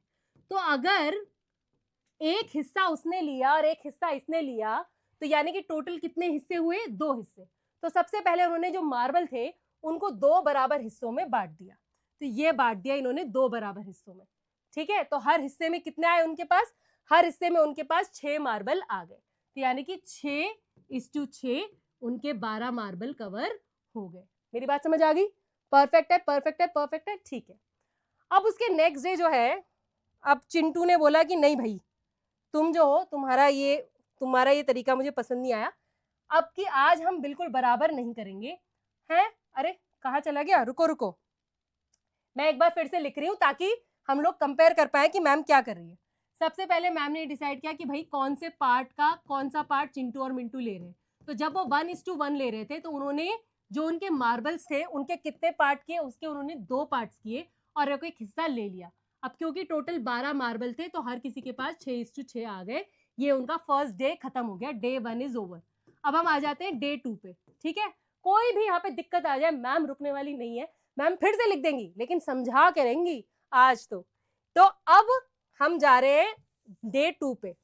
भैया एक तो इरेजर जो है ना, इसकी मैम से है थोड़ी सी दुश्मनी। वो कहता है पहले मैं आपका काम और गंदा करूंगा फिर मैं इरेज करूंगा। भाई बड़े ध्यान रखना पड़ता है यहाँ पे। चलो अब डे 2 में हम आ जाते हैं। डे 2 पे भाई चिंटू मिंटू ने बोला कि मेरे को अब 2:1 में डिवाइड करना है, यानी कि 2 हिस्से मैं रखूंगी, बड़ी दीदी है ना, 2 हिस्से मैं रखूंगी, एक हिस्सा आज मैं तुझे दूंगी, मुझे थोड़े ज्यादा मार्बल्स की जरूरत है। तो भाई छोटे मिंकू ने बोला ठीक है, इसका मतलब मुझे जितने मार्बल्स हैं उनके कितने पार्ट्स करने पड़ेंगे? मुझे 3 पार्ट्स करने पड़ेंगे। तो उसने यहाँ पर इसके 3 पार्ट्स करने की कोशिश की। उसने कहा अरे तो ईजी है, ये रे 3 पार्ट्स हो गए ना, कोई दिक्कत? ये दूस पेन से करती हूँ, समझ में आ जाएगा। ये लो 3 पार्ट्स हो गए। उसने कहा अब हर हमें कितने मिल रहे हैं, तेरे को 2 पार्ट मिल रहे हैं, तो यानी कि तुझे मिलेगा 8 मार्बल्स और मुझे मिलेगा 4 मार्बल्स, ठीक है, और टोटल हमारे 12 मार्बल्स डिवाइड हो गए। कितनी बढ़िया बात है, बहुत ही बढ़िया। डे 3 पे आ जाते हैं। डे 3 पे दीदी ने बोला कि चल आज तू रख ले, आज तू रख ले एक, आज तू 2 रख ले और मुझे 1 दे दे। उसने कहा कोई बात नहीं दीदी, आज भी मुझे 3 ही पार्ट्स करने हैं और उन 3 पार्ट में से आप रख लो 4, मैं रख लेता हूँ 8, तो टोटल 12 मार्बल्स हो गए, ठीक है। अब दीदी को कुछ एक नया आइडिया सूझा। दीदी ने बोला भाई अब एक काम करते हैं, इन मार्बल्स के 4 हिस्से करते हैं, ठीक है, और मुझे तू 3 हिस्से दे और तू 1 ही रखेगा। मैंने कहा ठीक है दीदी, कोई दिक्कत नहीं है, अगर मैं 1 ही हिस्सा रखूंगा और आप 3 हिस्से रखोगे तो इसका मतलब मुझे टोटल सारे मार्बल्स के 4 बराबर हिस्से करने, तो ये कर देती हूं मैं 4 बराबर हिस्से, ठीक है। हाँ, अब दीदी को कितने चाहिए, दीदी को चाहिए 3 हिस्से, 1 2 3, कितने आ रहे हैं इसमें, 1 2 3 4 5 6 7 8 9, यानी कि अब दीदी को मिल रहे हैं 9 और हमारे छोटू को कितने मिल रहे हैं, उसको मिल रहे हैं 3। अभी भी 9 और 3 मिला के कितना होता है, 12, आराम से 12 ही यहाँ पर डिवाइड हो गए हैं। तो यहाँ पर क्या किया उन्होंने, यहाँ पर उन्होंने बराबर बराबर तो एक बार किया ही, लेकिन इसके अलावा भी उन्होंने अपने मार्बल्स को अलग अलग रेशियोज में बांटा कि नहीं बांटा। अब हर बार हमारे पास मार्बल्स होंगे तो नहीं हाथ में, ना ही हमारे पास ऐसी ड्राइंग होगी जिसमें हम उनको डिवीजन करके देखें। तो उन्होंने एक्चुअली किया क्या, उनके क्या स्टेप्स थे, अब बहुत जल्दी उसको समझ लेते हैं। देखो, उनके पास 12 मार्बल्स है, तो उनके पास होल क्या है अभी 12। जब वो डिसाइड करते हैं कि हमें किस रेशियो में डिवाइड करना है, सबसे पहले वो डिसाइड करते हैं किस रेशियो में हमें डिवाइड करना है। अगर उन्हें 2:1 के रेशियो में डिवाइड करना है, तो यानी कि 2 पार्ट्स एक बच्चे को जाएगा, 1 पार्ट एक बच्चे को जाएगा, तो अब उनका होल कितना हो जाता है, उनके होल हो जाते हैं 3, 2 + 1 3, यानी कि उन्हें 3 पार्ट्स करने हैं, जिसमें से कि 2 पार्ट एक को जाएगा और 1 पार्ट एक को जाएगा। अगर उन्होंने 3 पार्ट्स किए, उसके बाद उन्होंने क्या किया, उन्होंने मार्बल्स के 3 बराबर हिस्से किए, एम आई राइट। तो ये रहे मार्बल्स, और फिर मार्बल्स के उन्होंने 3 बराबर हिस्से किए, एम आई राइट। और फिर उसमें से 2 हिस्से उन्होंने एक को दे दिया और दूसरा हिस्सा उन्होंने एक भाई को दे दिया। तो यहाँ पर आप कर क्या रहे हो, जरा ध्यान से देखो, आपको जिसको भी पार्ट्स में डिवाइड करना है उसको आप डिवाइड कर रहे हो इस रेशियो के नए होल से, टोटल से। रेशियो आपको बताता है 2:1, यानी कि 2 पार्ट्स इज टू 1 पार्ट, तो यानी कि आपको 2 + 1 3, आपको 2 + 1 जो रेशियो है उसके सम से आपको डिवाइड करना है। जो भी आपका होल है उसको आपको डिवाइड करना है रेशियो के सम से। तो अगर आपका रेशियो A:B, तो आप A + B से उसको डिवाइड करोगे, और उसके बाद अगर एक पहला पार्ट पता करना है तो वो हो जाएगा इंटू A, और अगर आपको सेकंड पार्ट पता करना है तो वो क्या हो जाएगा, वो वही जो आपने लिया है whole divided by A + B into B हो जाएगा। ये बात अगर समझ में आ गई है तो बहुत बहुत बहुत आसान होने वाले हैं हमारे सारे सवाल, ठीक है, परफेक्ट है। फॉर्मूला याद नहीं करना है, फॉर्मूला सिर्फ समझना है। अभी हमने चिंटू मिंटू की उससे क्या किया, मार्बल से समझा कि हो क्या रहा था, अब हम उसको क्वेश्चंस में अप्लाई करेंगे। जैसे जैसे क्वेश्चंस करते जाएंगे आपकी समझ इसमें और बढ़ती चली जाएगी। तो सबसे पहले है divide 4500 in 2 parts in the ratio 2:3। 2 part करने हैं, ये पहला पार्ट है, ये दूसरा पार्ट है, 2:3, ठीक है। अब अगर मुझे इसको 2:3 में डिवाइड करना है तो मेरा नया टोटल क्या होगा, मेरा नया टोटल क्या होगा, मेरा नया होल क्या होगा, 2 + 3 यानी कि 5, ठीक है, ठीक है। अब मुझे क्या करना है, 4500 को मुझे 5 हिस्सों में डिवाइड करना है, जिसमें से कि 2 हिस्से मेरे पहले पार्ट में आएंगे, और 4500 को मुझे फिर से 5 हिस्सों में डिवाइड करना है, जिसमें से 3 हिस्से मेरे सेकंड पार्ट में आएंगे। अब बात समझ में आ गई, अब समझ में आया हमने क्या किया। हमने अपने नए जो हमारा पूरा होल था 12 मार्बल्स वाला, उसको हमने पहले 5 हिस्सों में किया, 2 हिस्से एक दीदी को दिए और 3 हिस्से भाई को दिए। समझ में आया, बिल्कुल वैसे ही अब हम कर रहे हैं। अब क्या बचा है, अब सिर्फ कैलकुलेशन हमारी यहाँ पर बची हुई है। आप यहाँ पर इसको सॉल्व कर सकते हो, 5 9 45, तो 900 × 2 यानी कि 1800 रुपीज यहाँ आ गया, और ये भी 900 ही है, तो 900 × 3 यानी कि 2700 आपका यहाँ पर आ गया।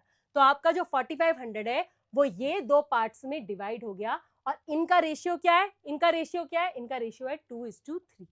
ठीक है, आप चाहो तो सिंपलेस्ट फॉर्म में करके चेक कर सकते हो, लेकिन मैंने बोला है मम्मी गलत हो सकती है, मैथ्स गलत नहीं होती, पर करके जरूर देखो। अगर तुम्हें लगता है कि यार 1800/2700 भी 2:3 आएगा क्या, आएगा आएगा आएगा, करके देखो, क्योंकि तुमने उसे फाइंड ही 2:3 को यूज करके किया है। ठीक है, देखो एग्जाम में ऐसे क्वेश्चन 100% आने वाले हैं, 100%। तो ऐसे क्वेश्चंस की प्रैक्टिस जरूर करना। चलो, in a science lab acid and water are mixed in the ratio 1:5 to make a solution. ठीक है, देखो वर्ड प्रॉब्लम देख के डर नहीं जाना है, एक एक स्टेप वाइज हमें इसको पढ़ना है। एसिड और वाटर का रेशियो यहाँ दिया हुआ है और बोला है कि वो 1:5 से एक सोल्यूशन बनाता है। In a bottle that has 480 ml of the solution, how much acid and water does the solution contain. तो यानी कि ये जो 480 ml है, ये भी 1:5 में ही हमारा एसिड और वाटर में डिवाइड हुआ होगा, है कि नहीं है, है कि नहीं है। अब 1:5 का क्या मतलब है, 1:5 का मतलब है कि भाई इसके टोटल कितने पार्ट्स हैं, टोटल इसके 6 पार्ट्स हैं, 1 + 5 = 6, जिसमें से एक पार्ट क्या है, एक पार्ट है एसिड और ये वाला पार्ट कितना है, ये है वाटर। ठीक है, तो अब हम ले लेते हैं अपना, हमारी बॉटल में कितना है भाई, हमारे बॉटल में कितना सोल्यूशन है, हमारे बॉटल में है 480 ml का सोल्यूशन। इसको हमें डिवाइड करना है 6 पार्ट्स में। कितने पार्ट्स में, 6 पार्ट्स में, जिसमें से एक पार्ट एसिड होगा और 5 पार्ट्स वाटर होगा। ठीक है, तो यहां पर मेरा आ जाएगा 480 डिवाइडेड बाय 6 इंटू व्हाट 1। ये क्या हो गया, ये मेरा हो गया एसिड का क्वांटिटी। ठीक है, और इसके बाद वाटर का क्वांटिटी कितना होगा, 480 वाले सोल्यूशन को 6 पार्ट्स में डिवाइड किया, उसके 5 पार्ट्स जो है वो मेरे पानी है। अब मैं इसको सिर्फ सिंप्लीफाई कर दूंगी, 6 8 = 48, तो 80 ml जो है वो है एसिड, वो क्या है, एसिड है। और यहाँ पर 6 8 = 48, 8 5 = 40, तो 400 ml जो है वो क्या है, वो वाटर है। कितना सही है, सिंपल है, आसान आ रहा है, समझ में आ रहा है बात, क्योंकि रेशियो सेम है, सेम ही तरह से, ऐसा नहीं एसिड ज्यादा मिला दिया और वाटर ज्यादा मिला दिया, सेम ही रेशियो चलता जा रहा है। तो इसलिए हम बोल सकते हैं कि 480 ml में अगर आपको 1:5 में एसिड और वाटर लेना है, तो इसका मतलब 80 ml एसिड और 400 ml उसमें वाटर है। ठीक है, डिवाइड कर दिया ना हमने, divide but not equally, remember topic. चलो आ जाओ नेक्स्ट क्वेश्चन पे, एग्जाम इंपॉर्टेंट है, ध्यान से समझना। आया तो सीधा 3-4 नंबर का तो आएगा ही आएगा, मैक्सिमम जो भी आपका नंबर होगा एग्जाम में 4 नंबर का भी आएगा। ठीक है, Arya and Adya started a handicraft business near their school. Now Arya invested 75,000, Adya invested 50,000। ठीक है, उनकी इन्वेस्टमेंट जो है वो अलग अलग है। At the end of the first month they gained a profit of 4,000। They decided that they would share the profit in the same ratio as their investment. अब भाई ये कॉमन सेंस है ना भाई, एक ने ज्यादा पैसे डाले, एक ने कम पैसे डाले, तो जब प्रॉफिट आएगा तो बराबर थोड़ी ना बटेगा। जितना आपका इन्वेस्टमेंट था उसी के रेशियो में आपका प्रॉफिट भी बटना चाहिए। अगर आपने बराबर बराबर पैसे डाले होते, दोनों ने 50-50 हजार डाले होते, जो प्रॉफिट आएगा वो भी इक्वली डिवाइड होगा, that is also a ratio 1:1, है ना, है ना। लेकिन ऐसा है नहीं, उनकी इन्वेस्टमेंट अलग अलग थी।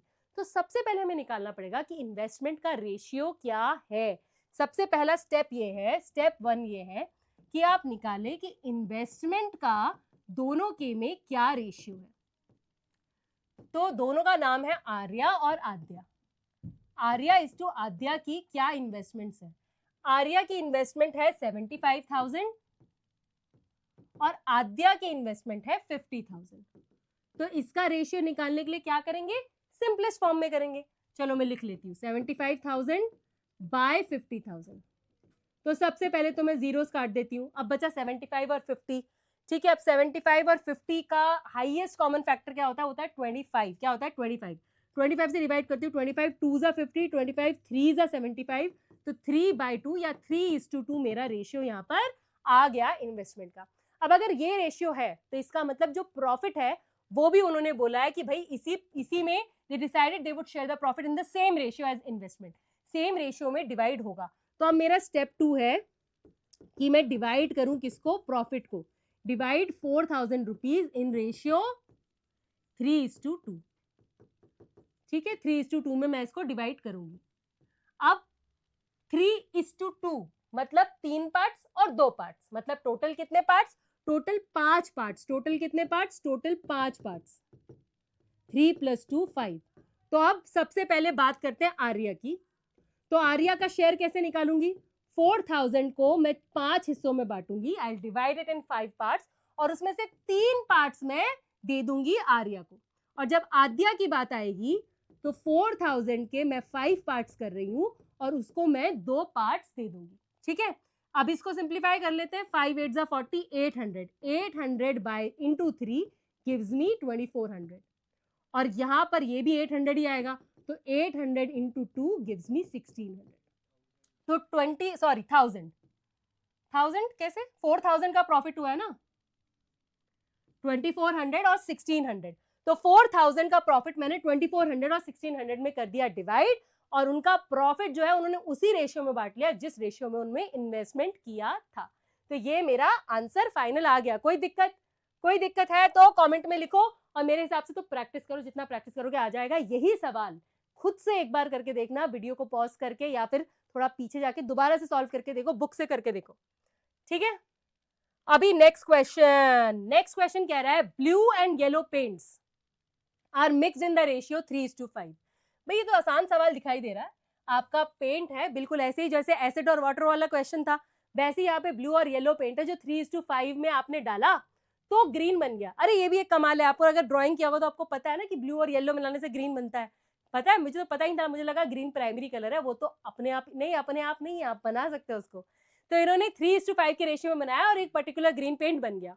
अब इन्होंने बोला 40 ml green paint, to produce 40 ml green paint how much of these two colours are needed. तो ये हो गया आपका क्वेश्चन नंबर 1, जिसमें आपको ये पता करना है कि 40 ml ग्रीन पेंट बनाने के लिए कितना ब्लू ले और कितना येलो ले।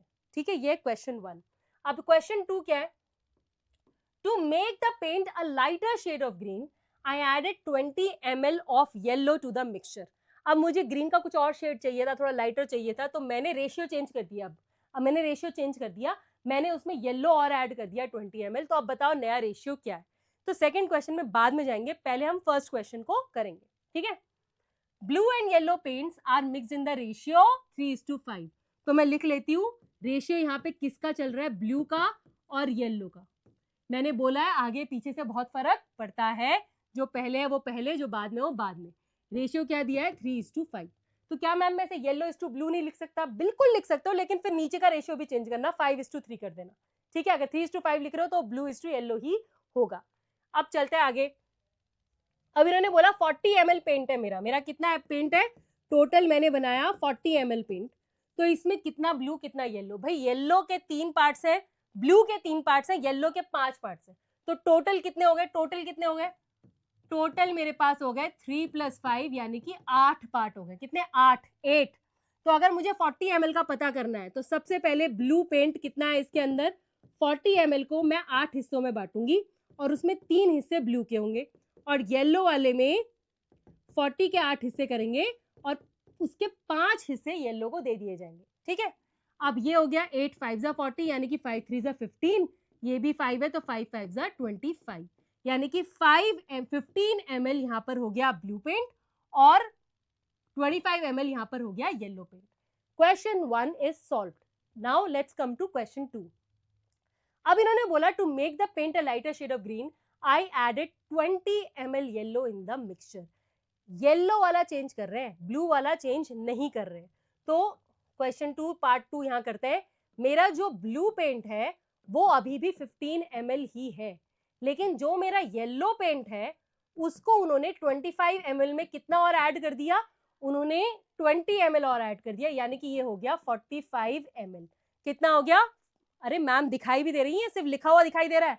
मैम वैसे भी आपको देख के क्या ही करेंगे, यहाँ पे दिख रहा है ना सवाल, वो इंपॉर्टेंट है। चलो ये हो गया 45 ml। ठीक है, अब इन्होंने बोला what is the new ratio of blue paint to yellow paint. Blue paint to yellow paint का नया रेशियो क्या है? वो है 15:45। लेकिन हमें हमेशा रेशियो किस में लिखना होता है? सिंपलेस्ट फॉर्म में। लास्ट में छोड़ के आधा नंबर गवा के नहीं आना है, सिंपलेस्ट फॉर्म में करेंगे। 15 और 45 का हाईएस्ट कॉमन फैक्टर मिल जाए तो बहुत बढ़िया, ना मिले तो 3 से कर लेना, 5 से कर लेना, सब चल जाएगा। मुझे मालूम है कि ये कितना है, ये 15 है इसका HCF। तो 15 से डिवाइड करेंगे तो 1/3 आपका आ जाएगा। तो आपका ब्लू पेंट और येलो पेंट का नया रेशियो क्या है? It is 1:3। ठीक है, परफेक्ट है। सिंपल लगा सवाल, पढ़ने में कितना बड़ा लगता है ना वर्ड प्रॉब्लम पढ़ने में कि ओहो ये सवाल तो मेरे से होगा ही नहीं।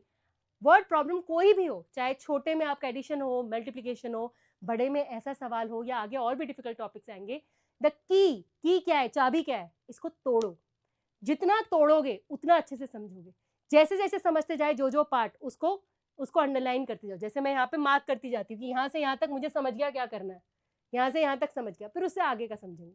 ठीक है, break the question to understand it. चलिए नेक्स्ट क्वेश्चन। मैम आप इतने सवाल क्यों करा रहे हो? भाई इससे सवाल ही आने वाले हैं, सवाल ही आने वाले हैं। कॉन्सेप्ट बहुत छोटा है, प्रोपोर्शनल रीजनिंग क्या होती है, सिंपलेस्ट फॉर्म क्या होती है, वो सब कॉन्सेप्ट खत्म। अब उस कॉन्सेप्ट पे बेस्ड आपको कितने सवाल आ रहे हैं वो बहुत इंपॉर्टेंट है, क्योंकि वो अलग अलग तरह के आएंगे। A mixture of 40 kgs contains sand and cement in the ratio 3:1. How much cement should be added to the mixture to make the ratio of the sand to cement 5:2? इसमें हमारा जो त्रैरसिका वाला जो मेथड था ना, जो क्रॉस मल्टीप्लिकेशन का, वो भी यूज होगा, देखना। ठीक है, तो सबसे पहले हम यहाँ पर 40 kgs को देखेंगे। भाई 40 kgs हमारे पास था, जो हमने कितने में डिवाइड किया? 40 kgs को हमने 3:1 के रेशियो में, सैंड और सीमेंट का रेशियो हमारा है। रेशियो किसका दिया हुआ है? सैंड और सीमेंट का रेशियो दिया हुआ है। ठीक है, और वो क्या रेशियो है? 3:1। एक बैग सीमेंट का 3 बैग सैंड के, यानी कि टोटल कितने बैग मेरे पास है? टोटल मेरे पास है 4।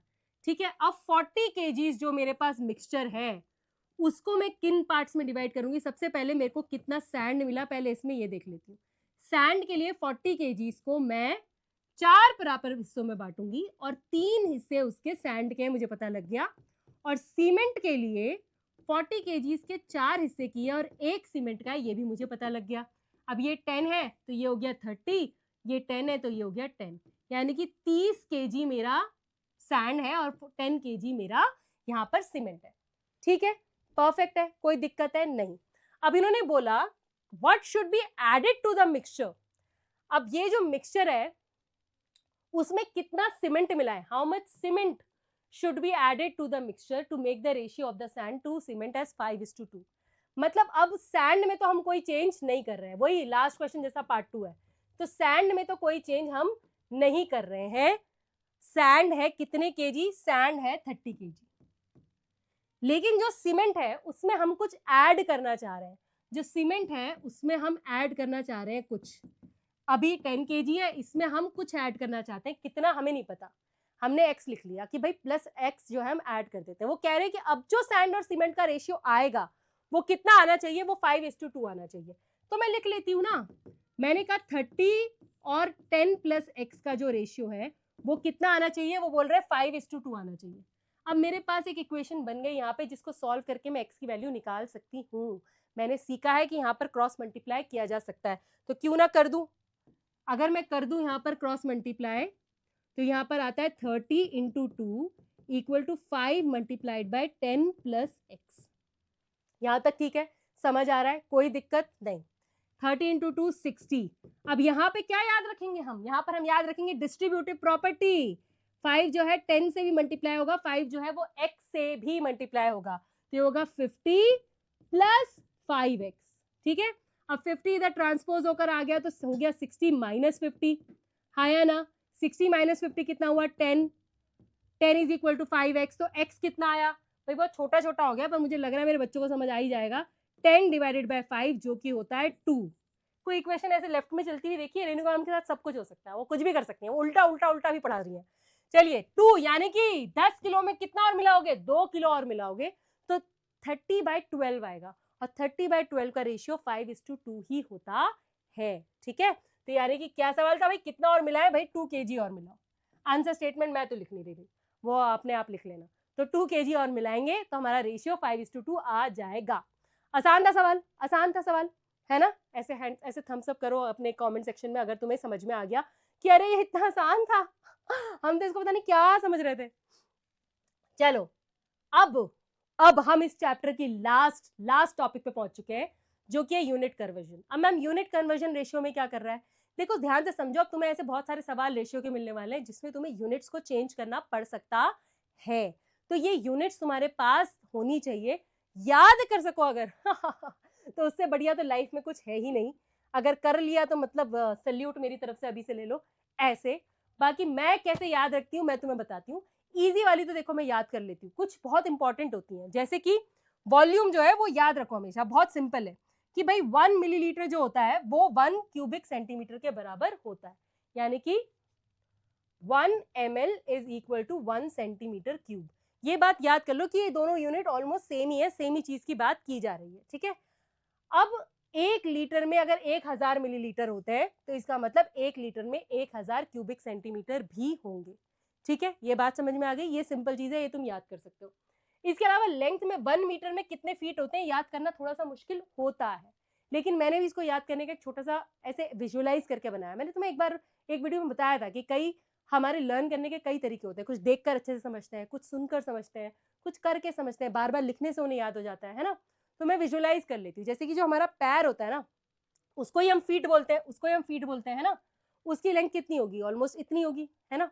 और 1 मीटर कितना होता है, 1 मीटर ये लेंथ होती है आपके यहाँ शोल्डर की स्टार्टिंग से लेके आपकी टिप ऑफ आपकी जो ये फिंगर है इसकी टिप तक आपका 1 मीटर होता है ऑलमोस्ट। तो अब मैं ऐसे इमेजिन करती हूँ कि यहाँ से लेके यहाँ तक कितने ही फीट होंगे, कितने ही फीट होंगे, 1 2 3, 3 ही फीट होंगे और कितने फीट होंगे। तो इससे मुझे याद रहता है कि एक मीटर में 3 पॉइंट सम फीट है, और वो 3 पॉइंट सम क्या है, 3.281। अब वो 281 कैसे याद करना है वो सब कुछ मैं ही बताऊंगी, कुछ अपनी भी कहानी बना लो, ठीक है, ये भी याद हो जाता है। इसके अलावा 1 हेक्टेयर इज 10,000 स्क्वायर मीटर, ये भी आसान है याद करना। बाकी अगर आपको एकड़ के बहुत क्वेश्चन आते हैं तो आप एकड़ का भी याद कर सकते हो स्क्वायर फीट में, ठीक है। ये यूनिट्स मैंने दे दी हैं, आप इसको लिख लो, स्क्रीनशॉट ले लो, लगा लो। एक जगह पे एक साथ सारी यूनिट्स मिलना थोड़ा सा मुश्किल होता है, लेकिन आप इसको अपने इसमें नोट जरूर कर लेना, ठीक है। चलो अब इस पे बेस्ड हम क्वेश्चन करेंगे, लेकिन उससे पहले एक और यूनिट कन्वर्जन का टॉपिक रह गया जो कि रह गया टेम्परेचर। टेम्परेचर में भी फ़ारेनहाइट और सेल्सियस को आपस में चेंज करने का आता है। ये रहा फ़ारेनहाइट, फ़ारेनहाइट को अगर आपको वैसे तो 0 degree Celsius is equal to 32 Fahrenheit, लेकिन ऐसा नहीं है कि 5 डिग्री सेल्सियस है तो आप उसको प्लस 32 कर दो, ये इतना आसान नहीं होता, थोड़ा सा डिफरेंट होता है। Fahrenheit is 9/5 into Celsius plus 32, यानी कि 9/5 इंटू सेल्सियस प्लस 32। अगर आपने इसको एक को भी याद कर लिया ना तो दूसरे को याद करने की जरूरत नहीं है। अगर आपको सेल्सियस निकालना है और आपको फ़ारेनहाइट दिया हुआ है तो आप इसको ट्रांसपोज कर दोगे, पहले 32 उधर लेके जाओगे तो फ़ारेनहाइट -32 हो गया, ठीक है। यहाँ पर होगा 9/5, और अब आप 9/5 को उधर क्रॉस मल्टीप्लीकेशन में ले जाओगे तो 5/9 हो जाएगा, तो 5/9 और ये f -32 और ये c, तो वही फॉर्मूला आ गया ना। तो एक भी याद कर लो अगर ढंग से तो दूसरा वाला अपने आप बन जाता है। अब एक एग्जाम्पल कर लेते हैं, convert 25 degree Celsius in Fahrenheit. तो फ़ारेनहाइट निकालने का क्या तरीका है, फ़ारेनहाइट का मेरा तरीका ये है कि 9/5 इंटू सी प्लस 32। तो फ़ारेनहाइट में करना है 25 डिग्री सेल्सियस मुझे दिया हुआ है, तो 9/5 इंटू 25 प्लस 32 मुझे करना है। यहाँ पे बॉड मास का रखना ध्यान, पहले कर लेना मल्टीप्लाई, तो 5 5 25, तो 9 5 क्या हो गया, वो हो गया 45, और 45 प्लस 32 कितना हुआ, वो हुआ 4 5 7 77 फ़ारेनहाइट डिग्री फ़ारेनहाइट। मेरा आंसर यहाँ पर आ गया, ठीक है, परफेक्ट, समझ में आ गया है, बहुत बढ़िया, ठीक है। टेम्परेचर की प्रैक्टिस कर लेना, सिर्फ फॉर्मूला याद करके वैल्यूज डालना है, समझने का कुछ नहीं है उसमें। अब आ जाते हैं इस क्वेश्चन पे। 3 saplings are grown in 1 square foot of garden. In 1 square foot of garden, how many saplings are approximately needed for 50 square meter garden?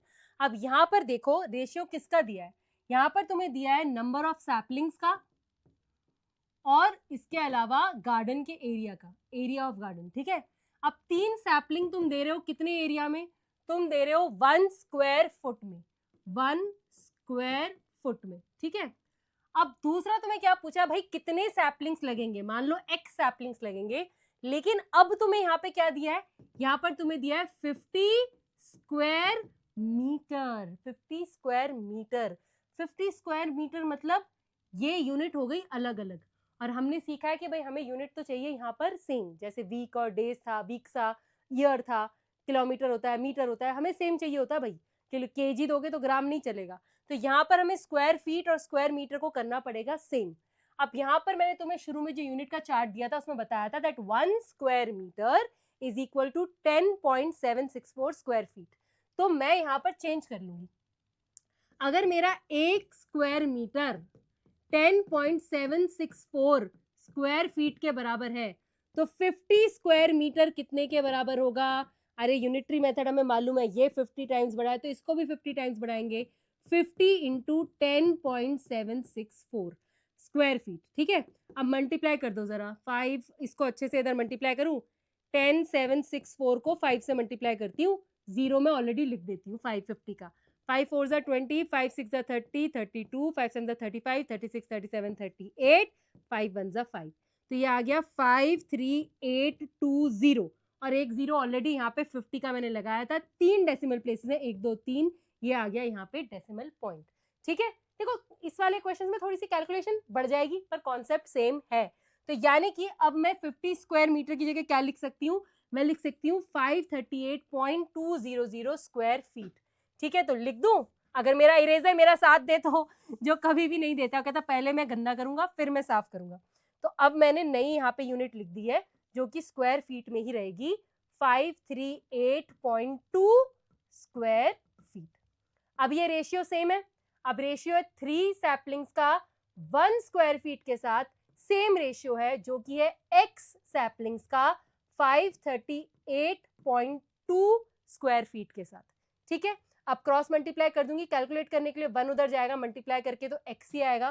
तो x आ जाएगा 3 इंटू 538.2, जिसको हम आराम से मल्टीप्लाई करके x की वैल्यू निकाल सकते हैं। 3 2 जा 6, 3 8 जा 24, 3 3 जा 9 10 11, 3 5 जा 15 16, 1614.6 सैपलिंग्स। 0.6, तो 0.6 को इग्नोर कर दो क्योंकि पूरे एक सैपलिंग की जगह नहीं है। तो 1614 सैपलिंग्स यानी कि आपके पौधे, छोटे छोटे पौधे जो है वो उस एरिया में आ जाएंगे। ठीक है, चलो let's move to next question. अब ये जो नेक्स्ट क्वेश्चन है बोल रहा है कि भाई 1 एकड़ ऑफ लैंड जो है हमारा, उसकी कॉस्ट यहां पर है 15 लाख रुपए। 1/100,000 लाख 10 लाख है, 15 लाख रुपए उसकी एकड़, उसकी एरिया है।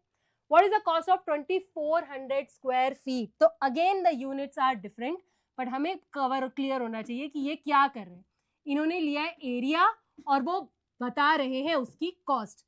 एरिया कितना है? एरिया है 1 एकड़ और उसकी कॉस्ट कितनी है? 15 लाख रुपए। 15 लाख धनराशि का क्या कीजिएगा आप? तो कौन बनेगा करोड़पति से कौन बनेगा लखपति? यहाँ पर एरिया हो चुका है 24 स्क्वायर फीट।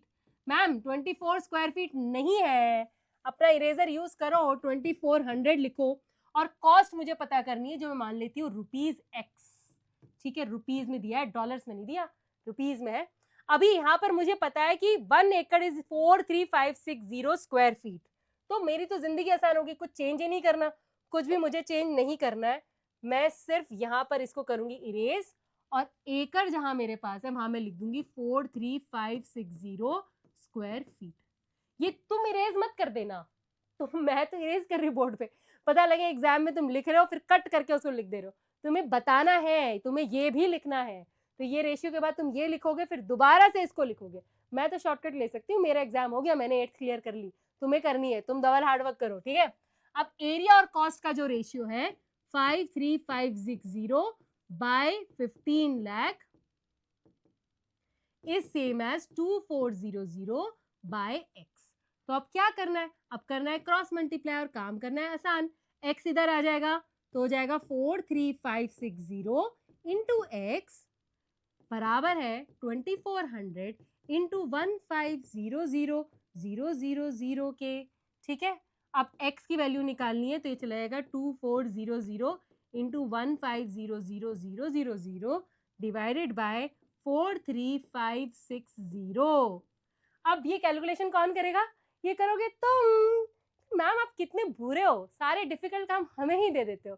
अब कैलकुलेशन करके, कैलकुलेशन स्ट्रॉन्ग किसकी होगी? रेणुका मैम की होगी कि तुम्हारी होगी? मेरा 8वीं पास हो चुका है, तुम्हें 8वीं पास करना है, तो तुम करोगे कैलकुलेशन की प्रैक्टिस, लेकिन ये कैलकुलेटर से मत करना, अपने आप से करना। ठीक है, आंसर बता देना मुझे कि मैम एकड़ वाले का आंसर ये आया है, सही है क्या? मैं सच में सच्ची बता रही हूँ, चेक करके बताऊंगी कि सही है कि नहीं है। गलत भी तो आ सकता है, तुम्हें पता भी तो चलना चाहिए कैलकुलेशन स्ट्रांग है कि नहीं है तुम्हारी। ठीक है, चलो अब क्या करेंगे मैम, अब एक और ऐसा क्वेश्चन लेंगे जिसमें हमें चेंज करना है। यहाँ पे देखो, it is a good farming practice to apply 25 tons of cow manure for, cow manure क्या होता है, आप जब भी, जैसे आपके घर में भी पौधे होते होंगे तो आप उसमें थोड़ा खाद डालते हो ना, थोड़ा फर्टिलाइजर डालते हो, जिससे कि मिट्टी जो है उसके न्यूट्रिशन बढ़ जाता है, वो पौधा बहुत हेल्दी हो जाता है। जैसे कि हम लोग खाना खाते हैं, लेकिन खाने में हम मेक श्योर करते हैं ना कि हम सिर्फ रोटी ना खाएं, वेजिटेबल्स खाएं, फ्रूट्स खाएं, हमें न्यूट्रिशन मिले। तो उसी तरह प्लांट्स को भी हमें देना पड़ता है फर्टिलाइजर्स, मैन्योर। तो काउ मैन्योर जो है वो हम डालते हैं खेतों में। तो 25 टन जो है उतना हम डालते हैं यहाँ पर, अरे यहाँ पर यूनिट कन्वर्जन डालते हैं 1 हेक्टेयर ऑफ लैंड में, ठीक है। तो सबसे पहले मैं रेशियो लिख लेती हूँ कि हम किसका रेशियो ले रहे हैं। हम ले रहे हैं quantity of cow manure, manure लिखते तो भी चल जाता, काउ मैन्योर की जरूरत नहीं है, और कितना लैंड का एरिया है वो हम यहाँ पे रेशियो उसका देख रहे हैं। तो जब 25 टन्स हमने लिया है तो कितने एरिया में हम डाल रहे हैं, 1 हेक्टेयर में, ठीक है, ठीक है, ठीक है। अब तुमसे बोला है कि a farmer plans to grow tomatoes in a plot measuring 200 metre by 500 metre.